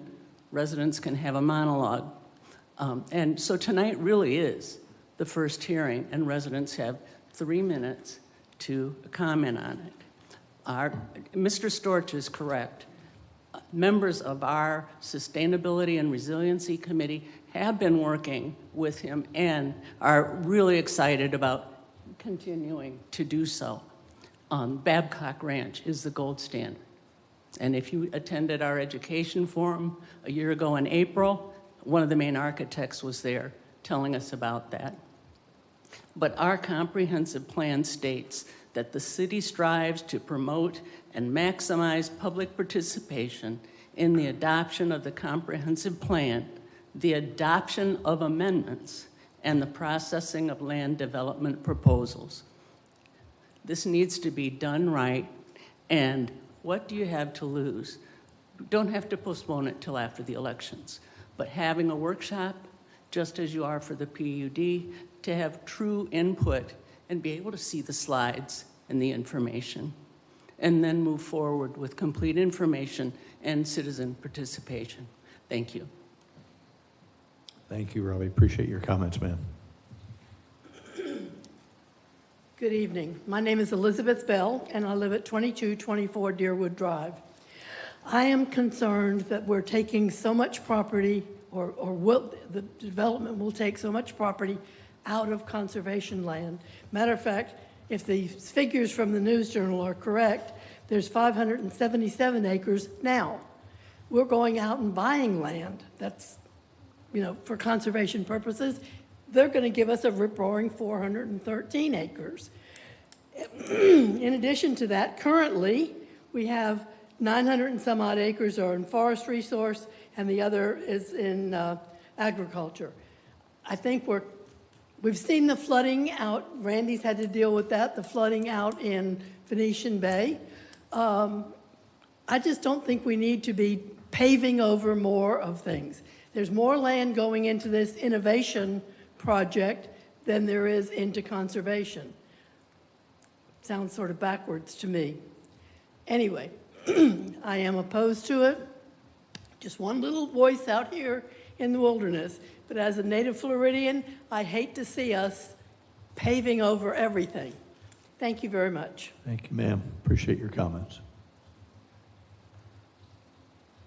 Good evening. My name is Sonia Guidry. Sonia Baker Guidry. I am a Floridian. I was born in Daytona. My father was born in Daytona in 1910. I've been here a long time. I have lived all over Florida, born in Daytona, but during the war, my father had to move for work up in Jacksonville. And at the University of Florida, I taught science school in Brevard County for 20 years and raised kids part of the time and came back, chose to come back to New Smyrna Beach, not Daytona Beach, not Margaritaville, not Cocoa Beach. I chose to come back to New Smyrna Beach, very special place, and I really appreciate it. I'm a member of the Florida Native Plant Society, and I have actually walked out there in the area they're talking about. I've walked with Clay Henderson out into an area. All this is wetlands, by the way. It is wetlands on the map. I think the young lady who left, who's a teacher with her young child, she wanted to point out that it's called Spruce Creek Swamp on a map. So, and I know that Bob Bullard from Sierra Club said his high school project was to follow Spruce Creek until he went all the way out to found the spot where the water was even, and the water going north was going to Spruce Creek, the one that was going south to Lake Harney and the St. Johns River system. So when I went out with Clay Henderson to do a bird trip, guess what? We had to divert ourselves because from one trail to another because it is wet. And I do know that the whole area was bought, and this whole swath of area from Brevard County all the way up through Volusia. This whole swath west of I-95 is truly wetlands. And the people, it would be the Miami Corps, Deering, that family. Miami Corps bought up all this land, and it seems to have had different owners all along. And I do know that they wanted it to be agriculture, forest, and conservation. And whenever finally Farmington did come along with the arrangement, part of it would be 5-acre ranchettes, the thing that the high salesman wanted to tell you about. 5-acre ranchettes are not in a big impact, so water has a chance to flow properly. And the other thing is, I'm a Native Plant Society. You have a rare endemic plant, only grows in Volusia County, called Rugel's pawpaw, Deringothamnus rugelii. Apparently, Mr. John K. Small was funded by Deering family during the 1920s, and he happened to come along this little plant that Mr. botanist Rugel had discovered. And it's ironic to me that there are populations of Rugel's pawpaw on the very land that you want to call Deering Park. Thank you, ma'am. That will be destroyed. Appreciate your comments. Thank you so much. Hi, my name is Liz Bonds, and I'm actually a resident of Ormond Beach. Live a few miles away from the fuel terminal, so I wish we had discussions of land use before this came about. So I'm here just to discuss with you the worries, the concerns that a lot of people have in this area. You're going to build on wetlands, and did you know that the EPA says for every acre of wetlands, it holds 1.5 gallons of stormwater. So how many acres are you about to build on? 1.5 per million gallons per acre is going to have nowhere to go except probably east over to Glen Cove Road and Corbin Park area, or it's going to go into that wetland area that you're preserving. Well, could that turn into just standing water? Then you've basically taken out the wildlife corridor, and kudos to you. Your grandkids will be proud of that. The fact that the stormwater management, the St. Joe's Stormwater Management Board has concerns about this, they didn't bat an eyelash for your interstate exchange. So the fact that they're concerned should raise your eyebrows too. You guys did a exposure you guys did an exposure analysis a couple years ago, and it deemed this as a flood risk. So that's just another warning. So you guys have been warned, and then to go forth with not knowing how they're going to mitigate all this stormwater, it kind of reminds me of Spaceballs. You know, when Rick Moranis said ludicrous speed, that's where you're going. I don't know if Miss Perrine has like her Farmington Christmas bonus on the line here and wants to vote now, but I mean, the whole community is wanting you to just hold back and do more talk on the subject matter. So thank you for your time. Thank you, ma'am. Welcome to New Smyrna Beach. Appreciate your comments. Good evening, everybody. My name is Tony Oddie. I live at 3530 Grand Tuscany Way in Venetian Bay. I'm here to support the Deering Park Innovation Center, and my support goes along with the recommendations for approval from the Planning and Zoning Board and the staff. Our wonderful city is facing several challenging problems. First is the tax base, which we've talked about here. The latest data I found on the property appraiser's website says the New Smyrna Beach tax base is made up of 83.6% residential properties, while Port Orange, Ormond Beach, and DeLand's residential shares of their respective tax bases are all in the 60th percentiles. So by comparison, we residents here are shouldering a significantly higher percentage of our city's tax burden. And a common concern for parents is that our children do not have enough options for employment in our area when they graduate from school. We need a plan for sites that will attract companies with higher wage jobs. With our location between Embry-Riddle Aeronautical University in Daytona and Cape Canaveral, we are poised to attract design and manufacturing companies in the aviation and aerospace sectors. For example, I'm sure you read that Embry-Riddle just announced a partnership with Boeing to bring higher wage jobs to their campus. We are truly fortunate to have the proposed Deering Park Innovation Center from the Miami Corp. And we talked about Farmington here. Well, Farmington in 2013 won a Florida Agriculture Environmental Leadership Award from the Florida Department of Agriculture. So the plan has many good features, and the ordinance before you tonight does move us away from the permitting of those 10-acre residential lots that are allowed right now on the property. And we most assuredly do not want that type of development. We need to recognize opportunities that are positive for our city and our children's future. The Deering Park Innovation Center is one such opportunity.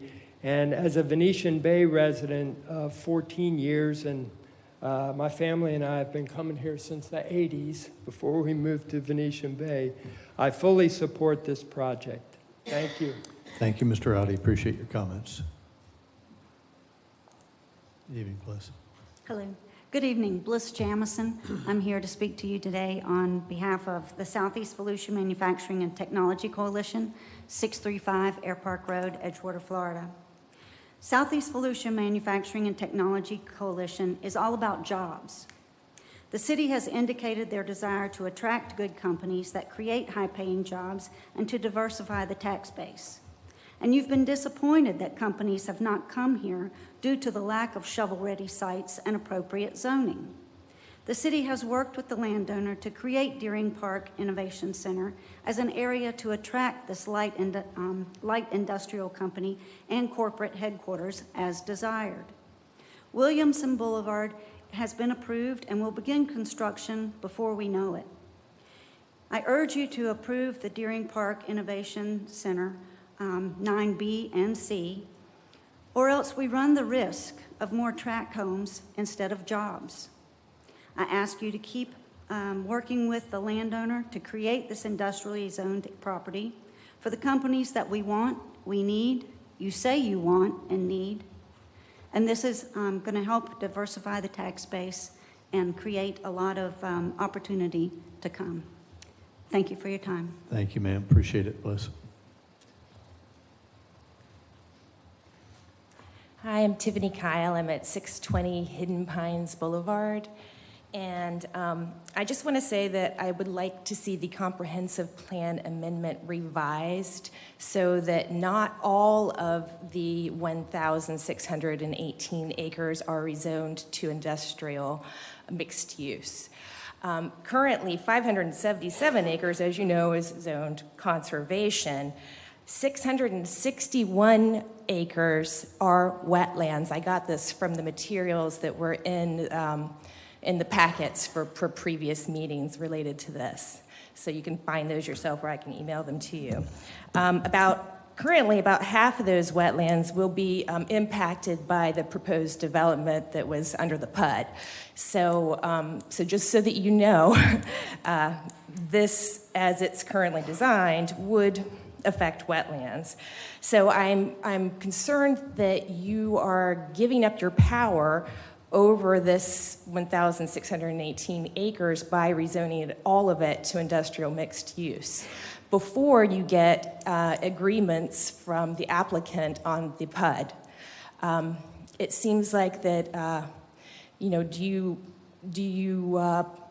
pay your child before they do the chores if you've got an agreement with them on that? Or do you wait till they do the chores and then you pay them? It seems like we're kind of giving the reward before we get the work done. So I ask that you, I know that the developers have proposed that they will retain 400 acres as natural vegetation. Natural vegetation may or may not be conservation. So if you could please transform some of those acres or allow some of those acres to remain conservation and not rezone everything. Sorry, I get really nervous when I'm up in front of people. But that's it. Thank you, ma'am. Appreciate those comments. Hello, Mr. Williams. Good evening, Bob Williams, 767 Pine Shores Circle, Mayor, Commissioners. I'm here tonight speaking in support of your approval of the Deering Park Innovation Center Comp Plan Amendment. This initiative is essential for the quality of life and future of New Smyrna Beach for a variety of reasons. Florida's growth trend has been going on for decades, and demographers all agree this trend will continue into the foreseeable future, so we must plan for it. Property owners have development rights, and our leaders need to plan for this in a way that preserves and enhances our quality of life, and best practices have proven that a regional approach is the best way to do this. These property owners will continue to respond to the growth demands. The site in question already has rights to build hundreds of ranchettes. History has shown that these lead to the proliferation of roads, wells, septic tanks, fences, and suboptimal stormwater management. In this instance, we are blessed to have a property owner that is willing to take a regional long-term perspective. They're offering to dedicate 400 acres in conservation, tied to over 45,000 preservation acres on their other properties. This plan eliminates ranchette roads and fencing while preserving environmental wildlife corridors and provides for a regional stormwater plan that will give us stormwater resilience, reduce the current threat to surrounding communities like Venetian Bay, and naturally recharge our drinking water aquifer in the conservation lands. They have committed to help us diversify our tax base by allocating space for light industrial and job creation areas exactly in the location that over the last 4 years, hundreds of citizens and community leaders have said we wanted, reducing the property tax burden on our residents and providing good jobs for our children and grandchildren. The plan calls for a commercial area near State Road 44 with theaters, groceries that will redirect traffic from the east. They committed in writing to delaying residential development until at least 500,000 square feet of non-residential is constructed. They have committed that no development will occur until a stormwater management system is in place, and they have agreed to post a bond or a letter of credit to ensure there is no runoff to Venetian Bay. I respectfully request that you vote in favor of this tonight to let this initiative continue to move forward. They have committed to continue to work with city staff and public to address any additional concerns in the subsequent PUD. Thank you for your consideration, and thank you, as always, for your service. Thank you, sir. Appreciate your comments, Bob. Good evening. My name's Chris Dragan. Live 3015 Eureka Avenue, New Smyrna Beach. I have respect for you all. You got a tough job. You know, trying to save for the growth of New Smyrna as well as meet what the residents are looking for. Unfortunately, I didn't find out about this until I read the paper. I'll have to follow the New Smyrna website much closer to see what's really happening in our community. But I don't plan on being a watchdog, because to me, that's your all's job, not mine.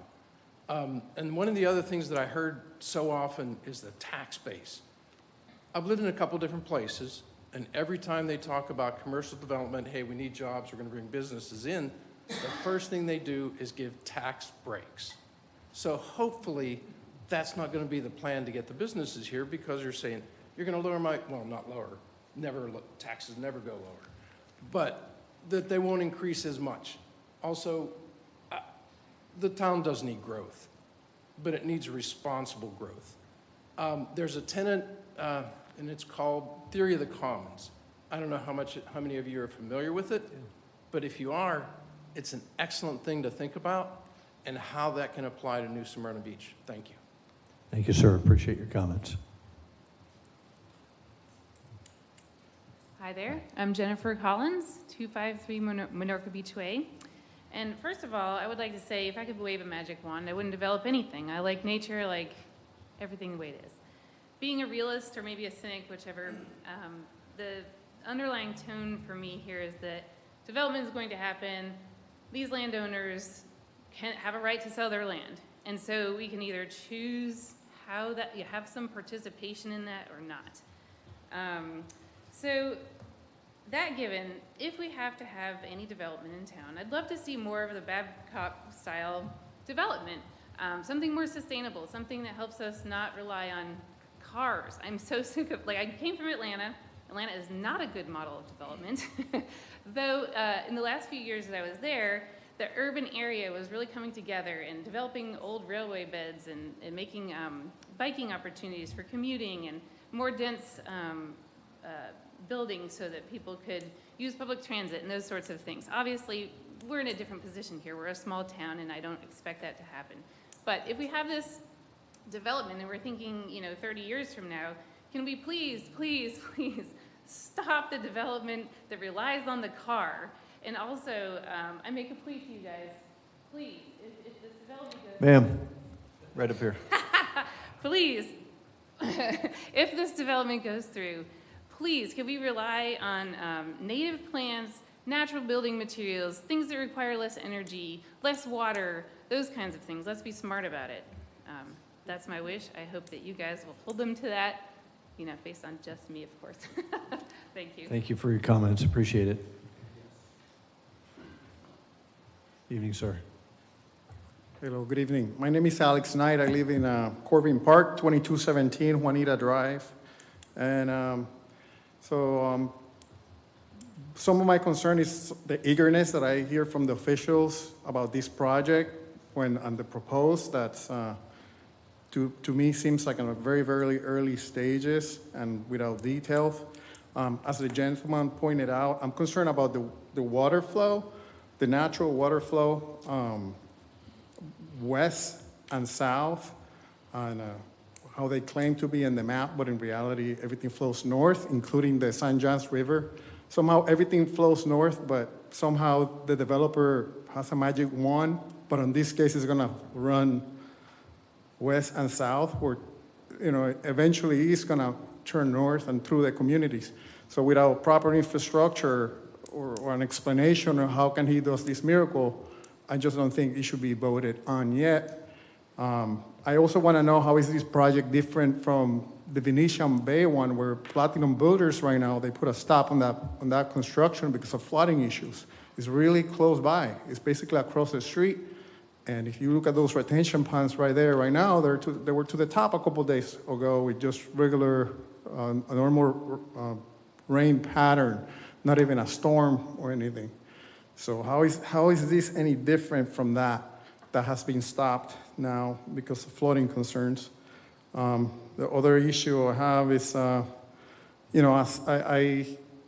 also sympathize with one of the neighbors that mentioned that, why are we rezoning the entire area when there's some areas that are already designated conservation and protection that maybe we should not rezone the entire area, limit it to some parts, or at least get a better detailed plan before you do that, rather than handing it over and then having them, if nothing goes back, you reward them because they will just turn the property and make money on it, and the city will get nothing out of it.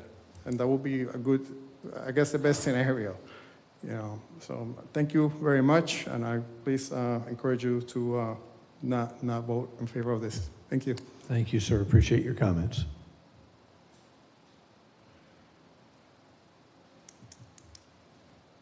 Good evening. My name is John Causey.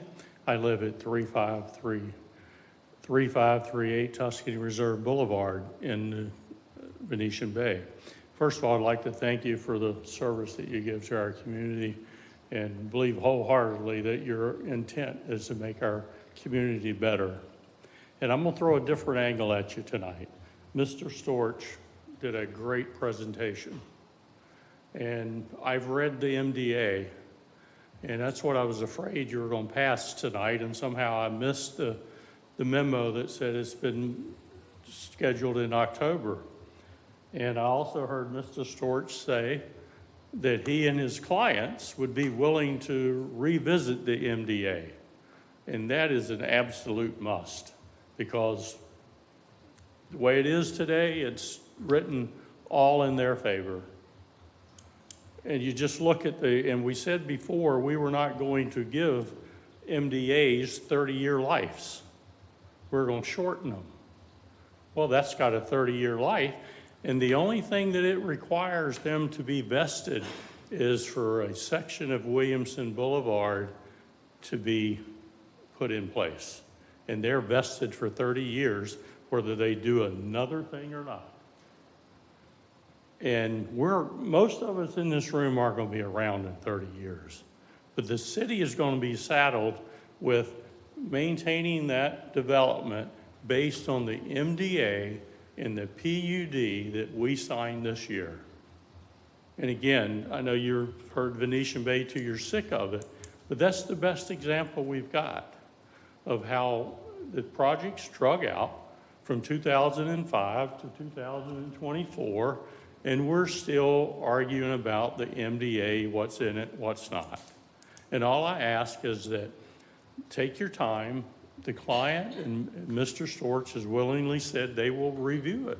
So let's make it appropriate and a win-win for everybody. They can put in there exactly where the community center's going. They can put in their plans exactly where every recreational part will be.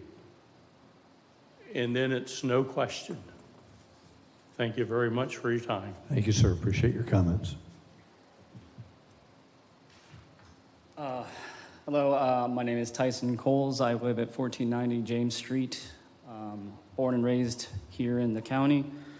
And I'm shooting from the hip here, but I'm pretty sure I'm the only farmer in this entire building. I have a 2-year-old. I'm probably one of the very few that also has that. And to the last speaker's point, in 30 years, probably I'll still be here. And I don't have a lot of arguments. It's an excellent pitch, and I'm a utilitarian at the end of the day, and I want the best use for land, for the community as possible. But the pitch is also very good, and it states that this is the last bit of that land in this area that can be developed. So my whole point here is, once that's gone, what else do we have?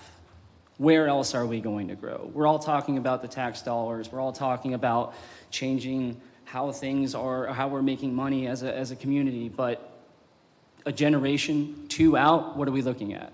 What are we really looking at? What land are we really going to have? What are we doing with the land that we have left? And I'm not satisfied yet by the land use plans that they have here as well. So that's the only thing I have to say, besides the fact that I was also kind of bamboozled by this. I'm fighting another development with the city of Edgewater right now. My home was filled with 4 feet of water during Ian. So my point is, there's a lot of people that don't know that this is happening, and ignorance is bliss, But it's not a threat, but we're going to get more involved. And there's going to be more people that are going to be very upset about what's happening right now under what they perceive under their noses. And so I respect all of you. Most of you I voted for. But there's going to be more people talking and calling soon. And I don't mean that as a threat. I just mean it as the way it's going to be. Thank you. Thank you, sir. Appreciate your comments. Mr. Sager, welcome. I truly feel like I should do one of those seminar things where everybody stands up, does some jumping jacks, and moves around a little bit. This has been a long one tonight. Scott Steger, I lived at 466 Champagne Circle in Port Orange. I'm speaking tonight in my capacity as a business owner here in New Smyrna Beach, and I stand in support of the Deering Park amendment. I'm a realtor. As such, I understand the perception is I'm most likely a supporter of development and growth. And that's true. I am a supporter of development. I'm a supporter of growth. But development and growth that ensures we keep the character of the community we have here that we've all come to know and love in beautiful New Smyrna Beach.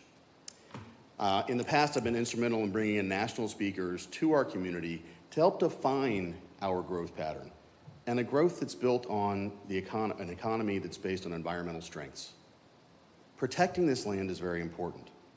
I and my fellow realtors, we sell homes, we sell commercial properties, and we sell businesses, all based on the sustained beauty of this amazing town of New Smyrna Beach. Many of us are concerned about the narrowed tax base that focuses too much on revenue coming from residential property owners.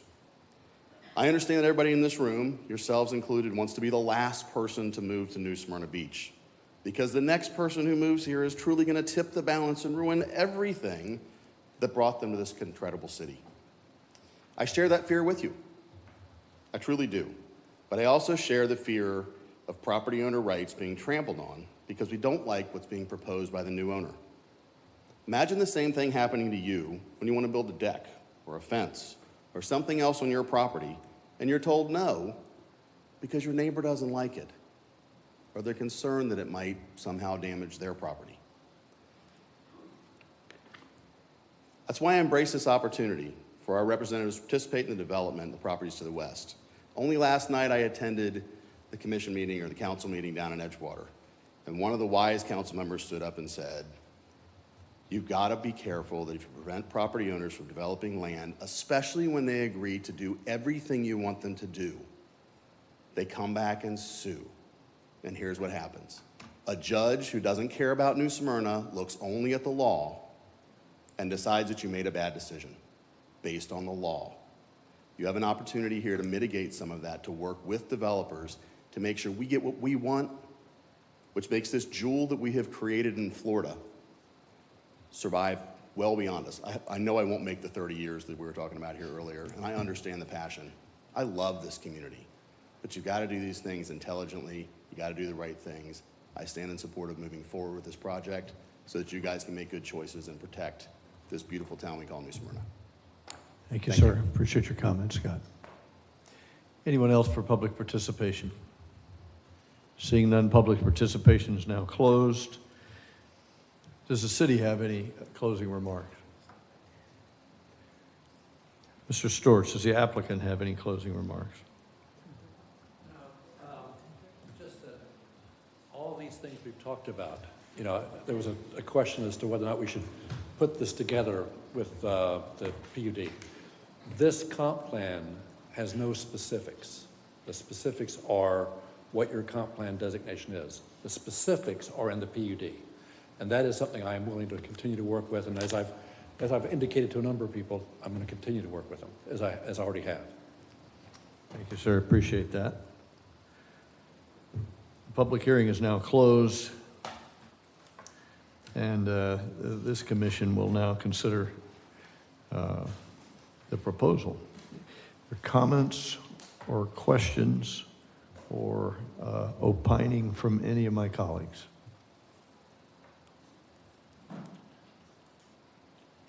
I have a few. To many, the only thing they most assuredly like less than the way things are is if there's any change the way things are.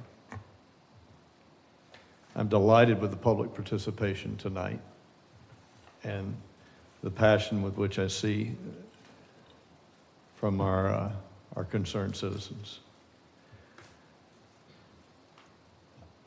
I'm a bit perplexed by the even maybe unintended threat that if you don't do what I want you to do, I will vote you out. There's no organization in this town that, or individual that will own my vote when I committed in front of you, swearing on a Bible to do the very best things I can possibly do for this city, for the whole, for the majority.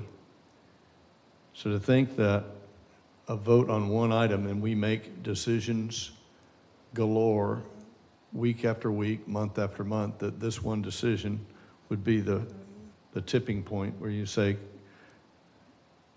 we don't want you to protect our city anymore because you didn't do what I wanted you to do, doesn't hold water with me. There's some that just say no. There's a group that says, I want to be like we used to be and don't want anything to change. To you, I'm very sorry. The clock will tick and we will change. I want to protect our coastal community. I want to protect the environment. I want to protect what we have today.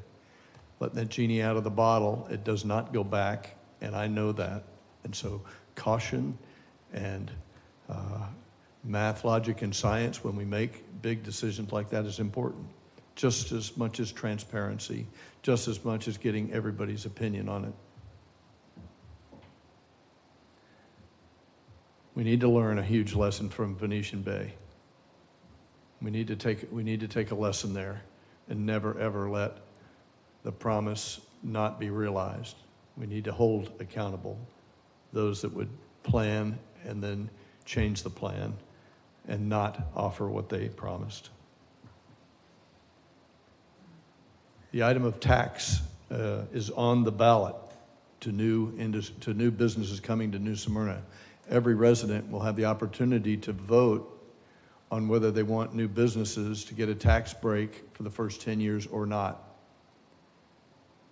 That's in your direct hands. We need to get the stormwater management absolutely right. We don't need to do it after the fact. We need to do it ahead of the fact or tantamount with the fact, because that's our biggest threat. That's the quality of life that is really in bad shape for some.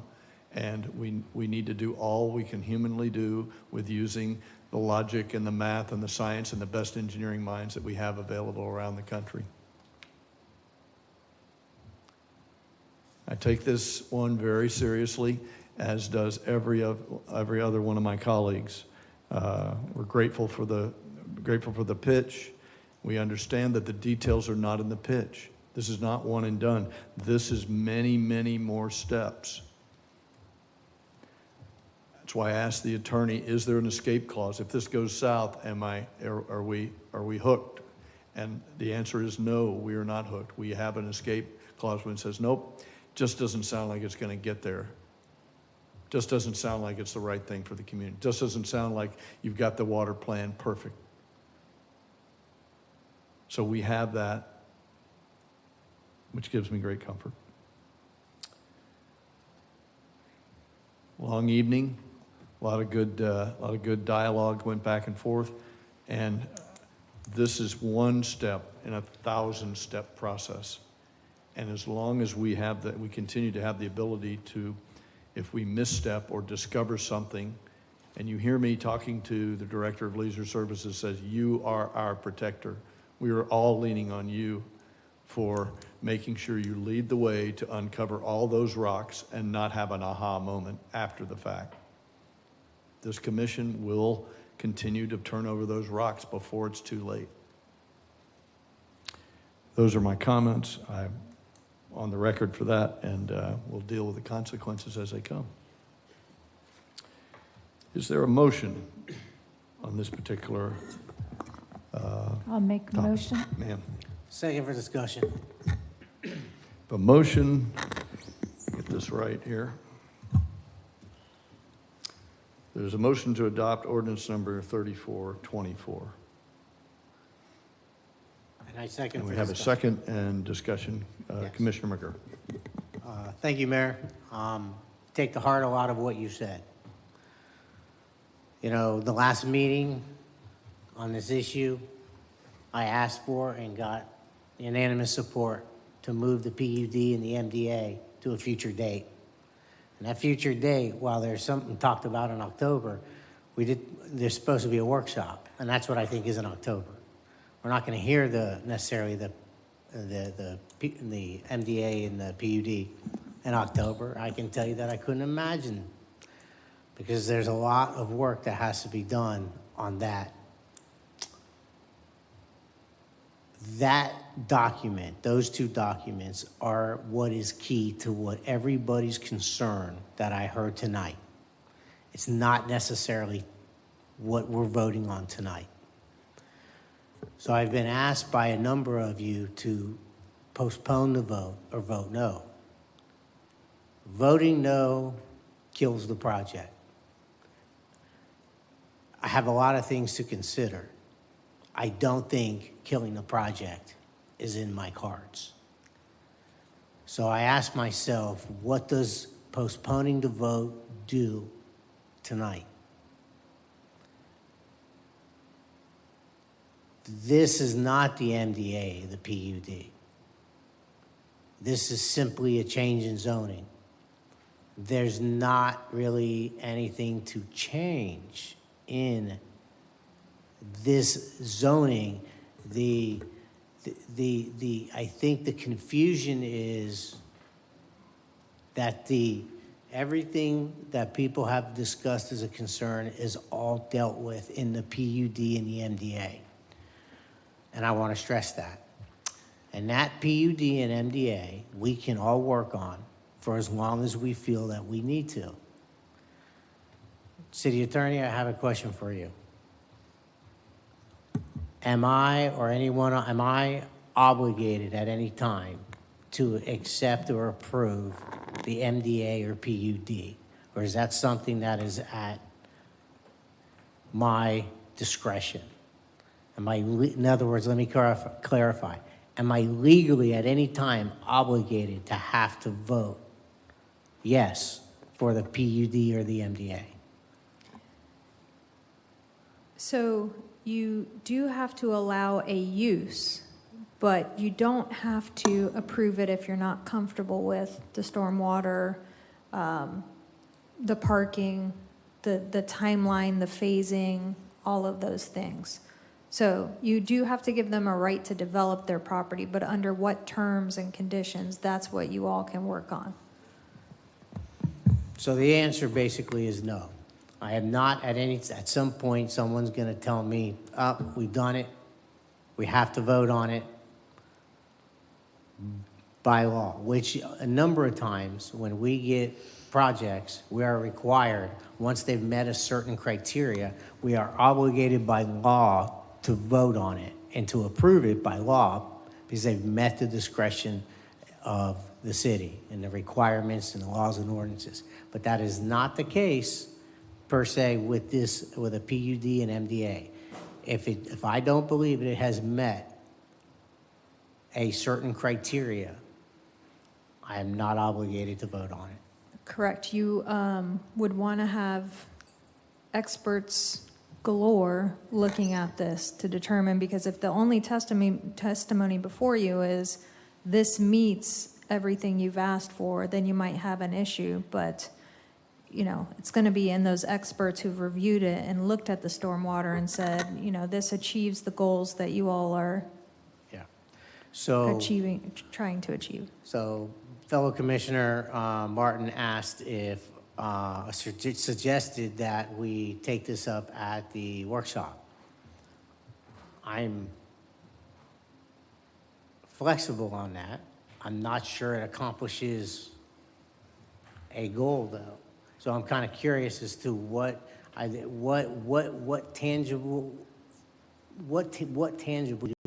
could we hope to get out of putting tonight's vote into a workshop? Well, because they're very different items. And for example, right now, we have an ordinance that we're going to vote on tonight, 34-24, where Exhibit A, CPA-1-24, is titled Deering Park Innovation Center Proposed Future Land Use Map. Deering Park Innovation Center doesn't exist tonight. It is a concept that we hope to put into place, presumably in October.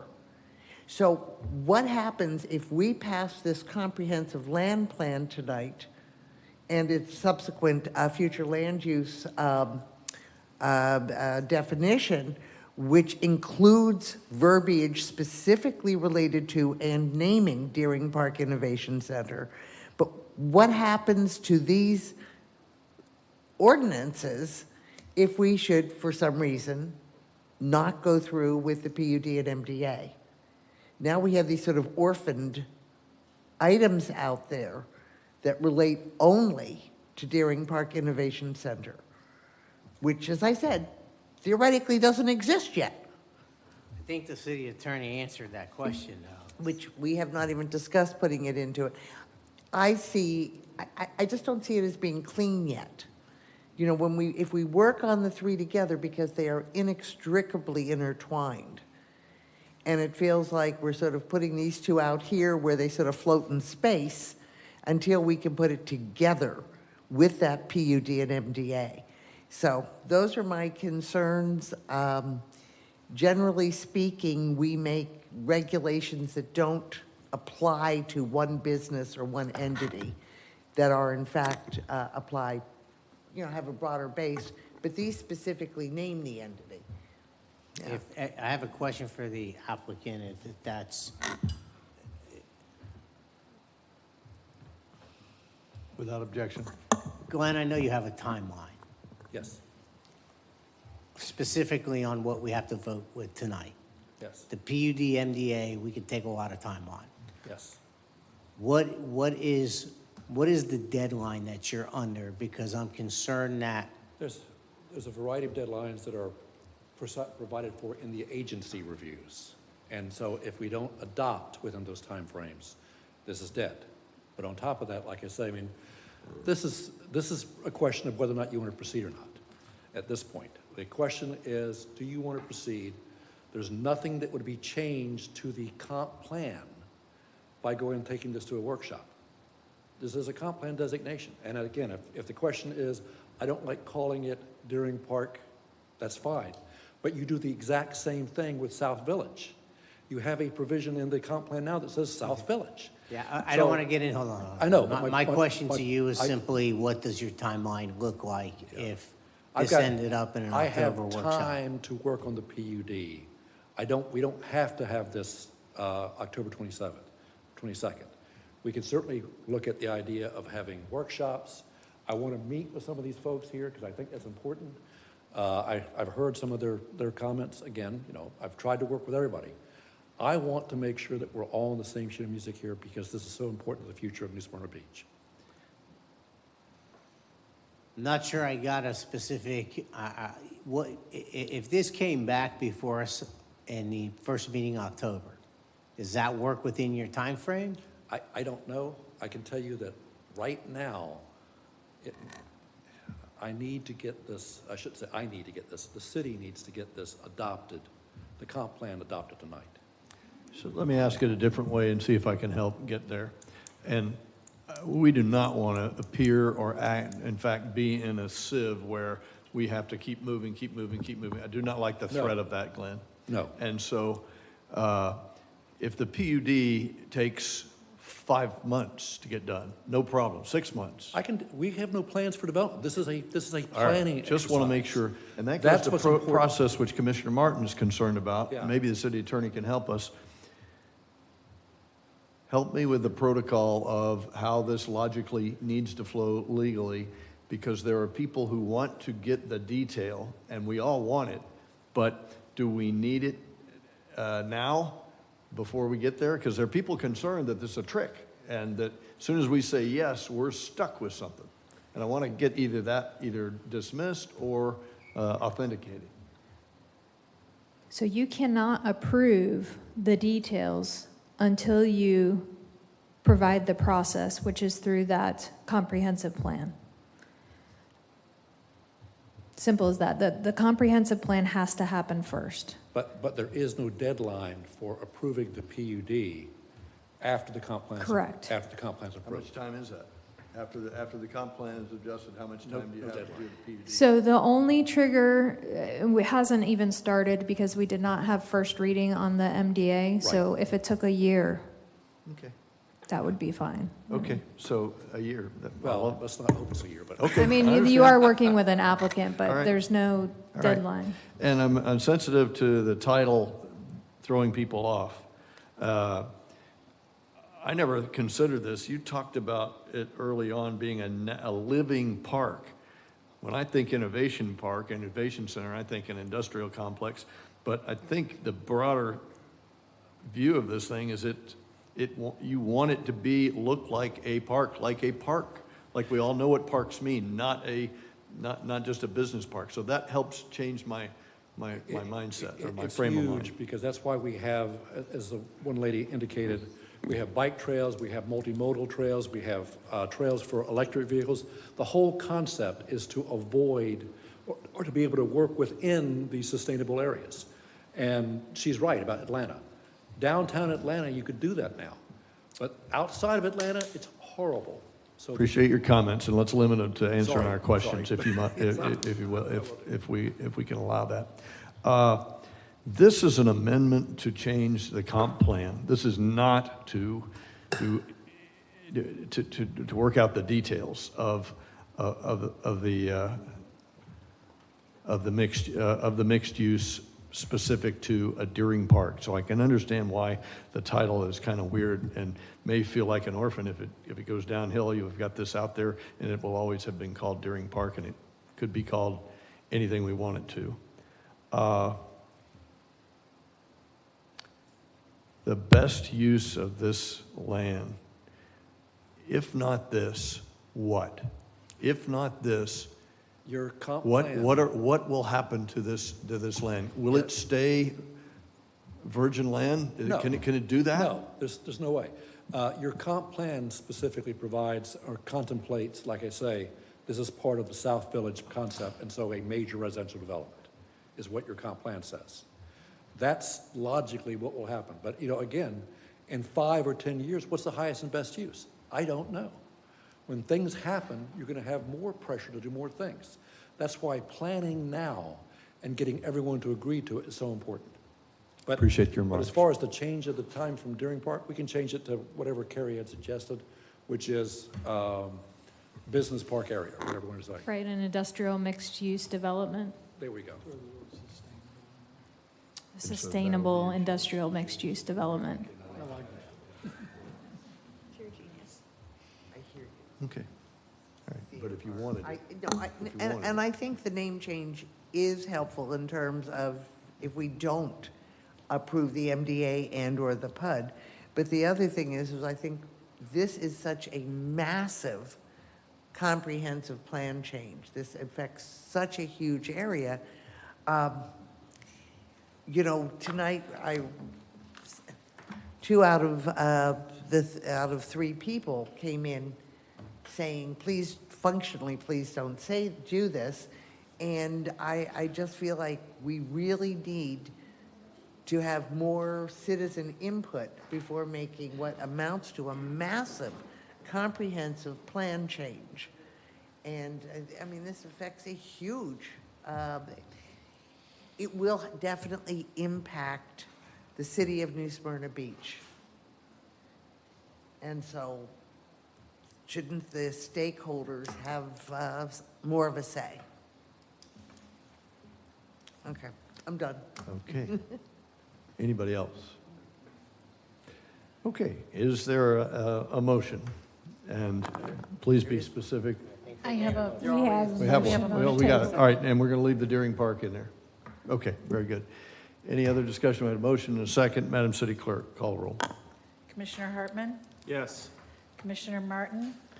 I'm not ready yet, no. Vice Mayor Perine? yes. Commissioner McGurk?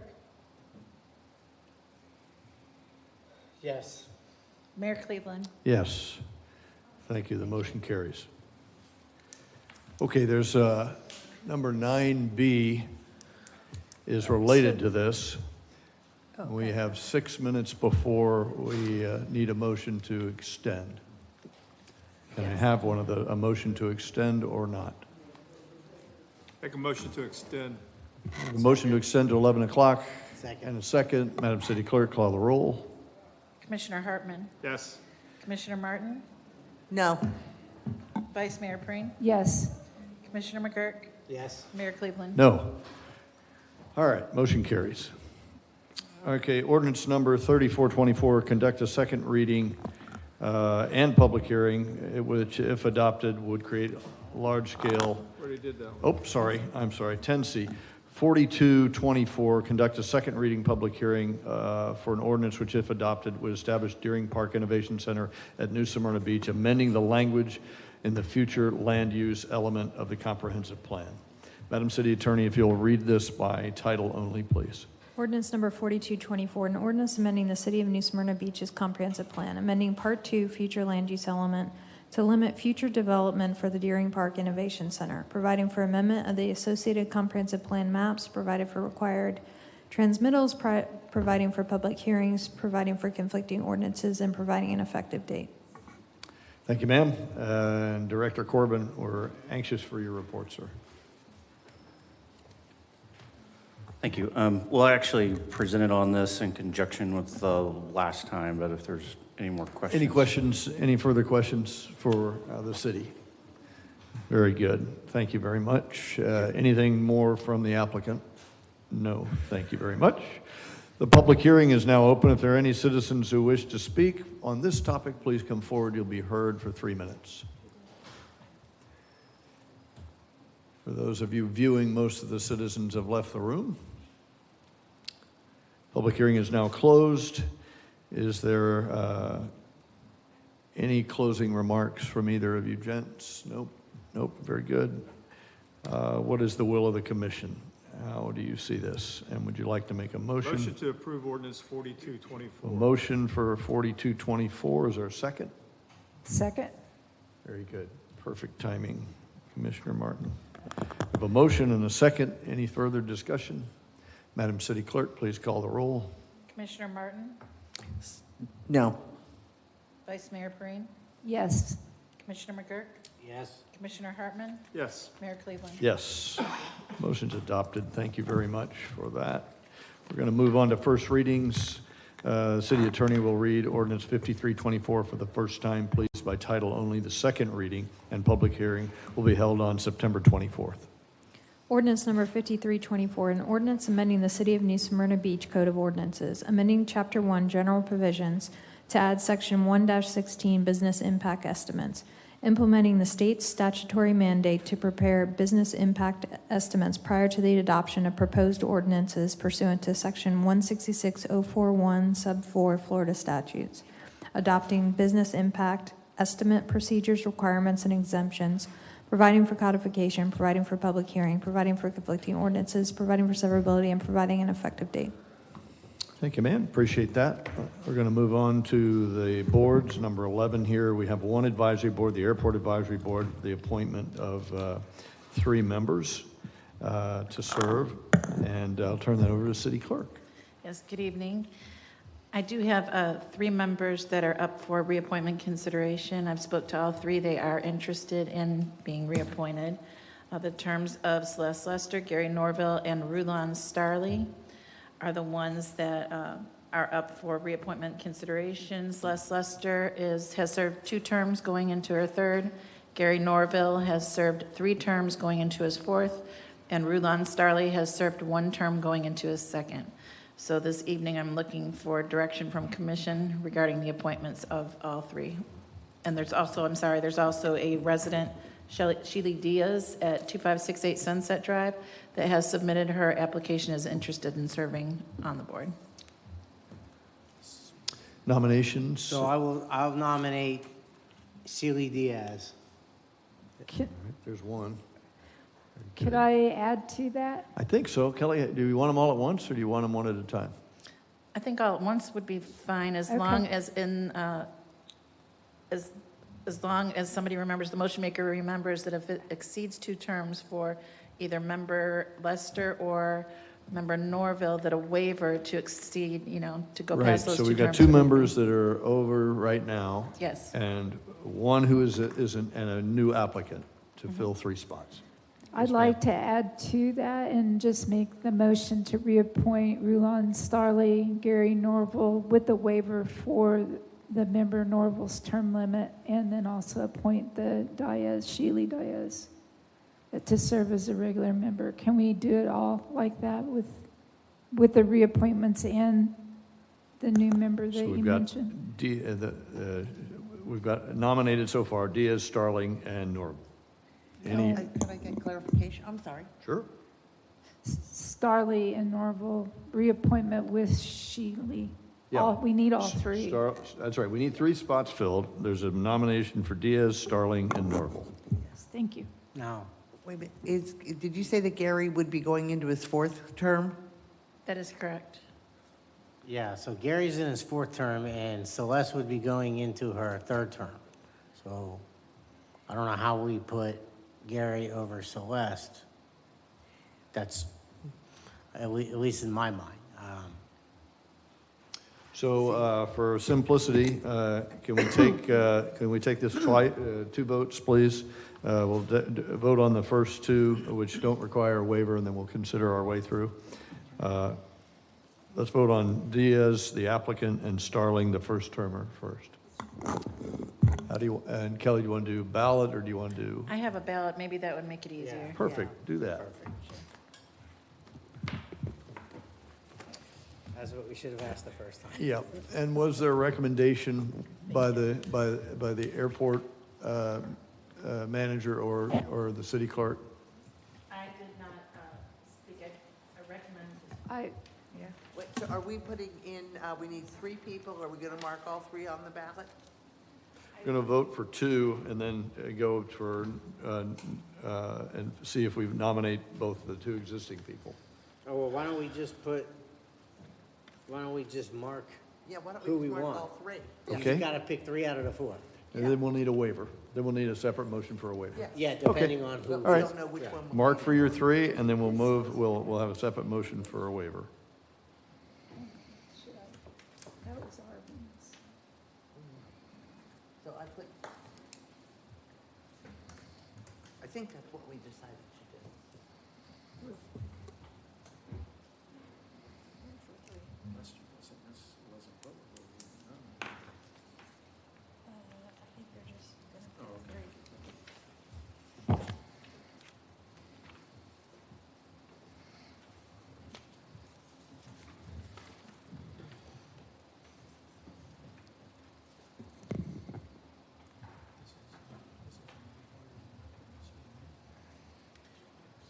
So we'll need a waiver one way or the other. We'll need the waiver for, right, yeah. Okay.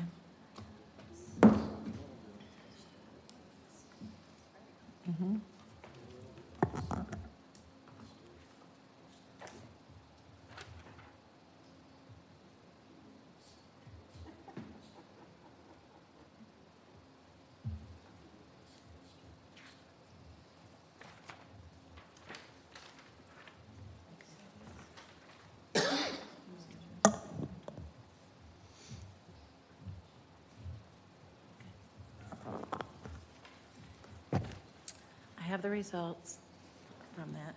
So there were 2 that tied for 5 votes each, and that was Sheely Diaz and Rulon Starley. They came in at the top. The next one was Celeste Lester with 4 votes, Gary Norville with 1. So if I'm looking at these. Make a motion to waive the term limits for Celeste Lester. Is there a second? Yeah, there was. Great. Madam City Clerk, call a roll. Vice Mayor Preen? Yes. Commissioner McGurk? Yes. Commissioner Hartman? Yes. Commissioner Martin? Yes. Mayor Cleveland? Yes. Thank you. Thank you very much. Thank you to the candidate Diaz, Starling, and Lester for putting your names forward and continuing to serve or beginning to serve your city. We're grateful. The city clerk's office will be in touch. And now on to commission reports. Commissioner Hartman. So, fortunately, we've had some rain in the last few days, so we should get some positive or negative. We'll get test results from the Venetian Bay water studies. So hopefully we'll kind of get that project going and come to a conclusion on where we are with that, and then look into what the issues are. I checked with the assistant city manager, and GeoSam still has not put anything in writing as far as their parking project is, and nor have they put any signage up or started anything as of Thursday, I think, Friday when I was out there last. So that's a positive thing. So these are all works in progress, you know, and in the essence of time, I'll keep it nice and short and in there. So thank Thank you, sir. Appreciate that. Commissioner Martin? Okay, I'd like, in light of continued discussions about diversifying our tax base, I'd like to make a motion for the commission to reconsider the legislative item from last 8/27, rezoning a property from B2 to B4. What we did was take it out of commercial and put it into residential. The zoning follows the property, not the applicant or project, and this area is in need of small neighborhood businesses, and we should support that. It also seems counterintuitive to vote for more residential when we are working to increase our commercial industrial tax base. So I would like to make the motion for the commission to reconsider rezoning that property from B2 to B4. Is there a second? The motion dies. What else have you got? That's enough for one night. All right, thank you, ma'am. Commissioner McGurk. I really have nothing to say other than welcome, city manager. I hope we made your first one a long one. You wore me out. We do this from time to time, but we try not to. Welcome aboard. Glad to have you. Vice Mayor. Same sentiments. I don't have anything other than I saw a lot of emails flying back and forth all day today, and welcome, because that's typical for our days of commission meetings, and you handled everything well, and we're happy to have you here tonight. Thank you, ma'am.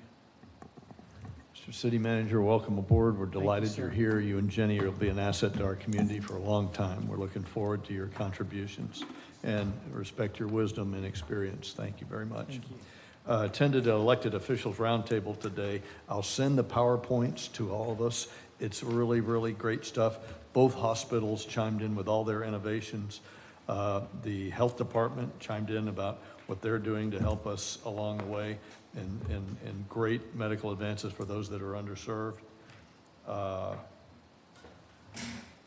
The Stuart Marchman Associates organization, they talked about partnering with our police departments and helping us in that way. I'll talk to the city manager about Chief Feldman getting onto that. Volusia County on and off beach parking is coming. There's a big PowerPoint on that. You hear Public Works Director Ben Bartlett talking about that. We'll become part of that. And that's all I have. Without any other add-ins, we'll ask the city clerk. Have you got anything, ma'am? Thank you for making Judge Height feel welcome tonight. He's asked me to return in November, so that was really nice. Yeah, and he's a resident as well. Madam City Attorney. No report tonight. Mr. City Manager. Nothing else, sir. Thank you. Thank you. We're adjourned.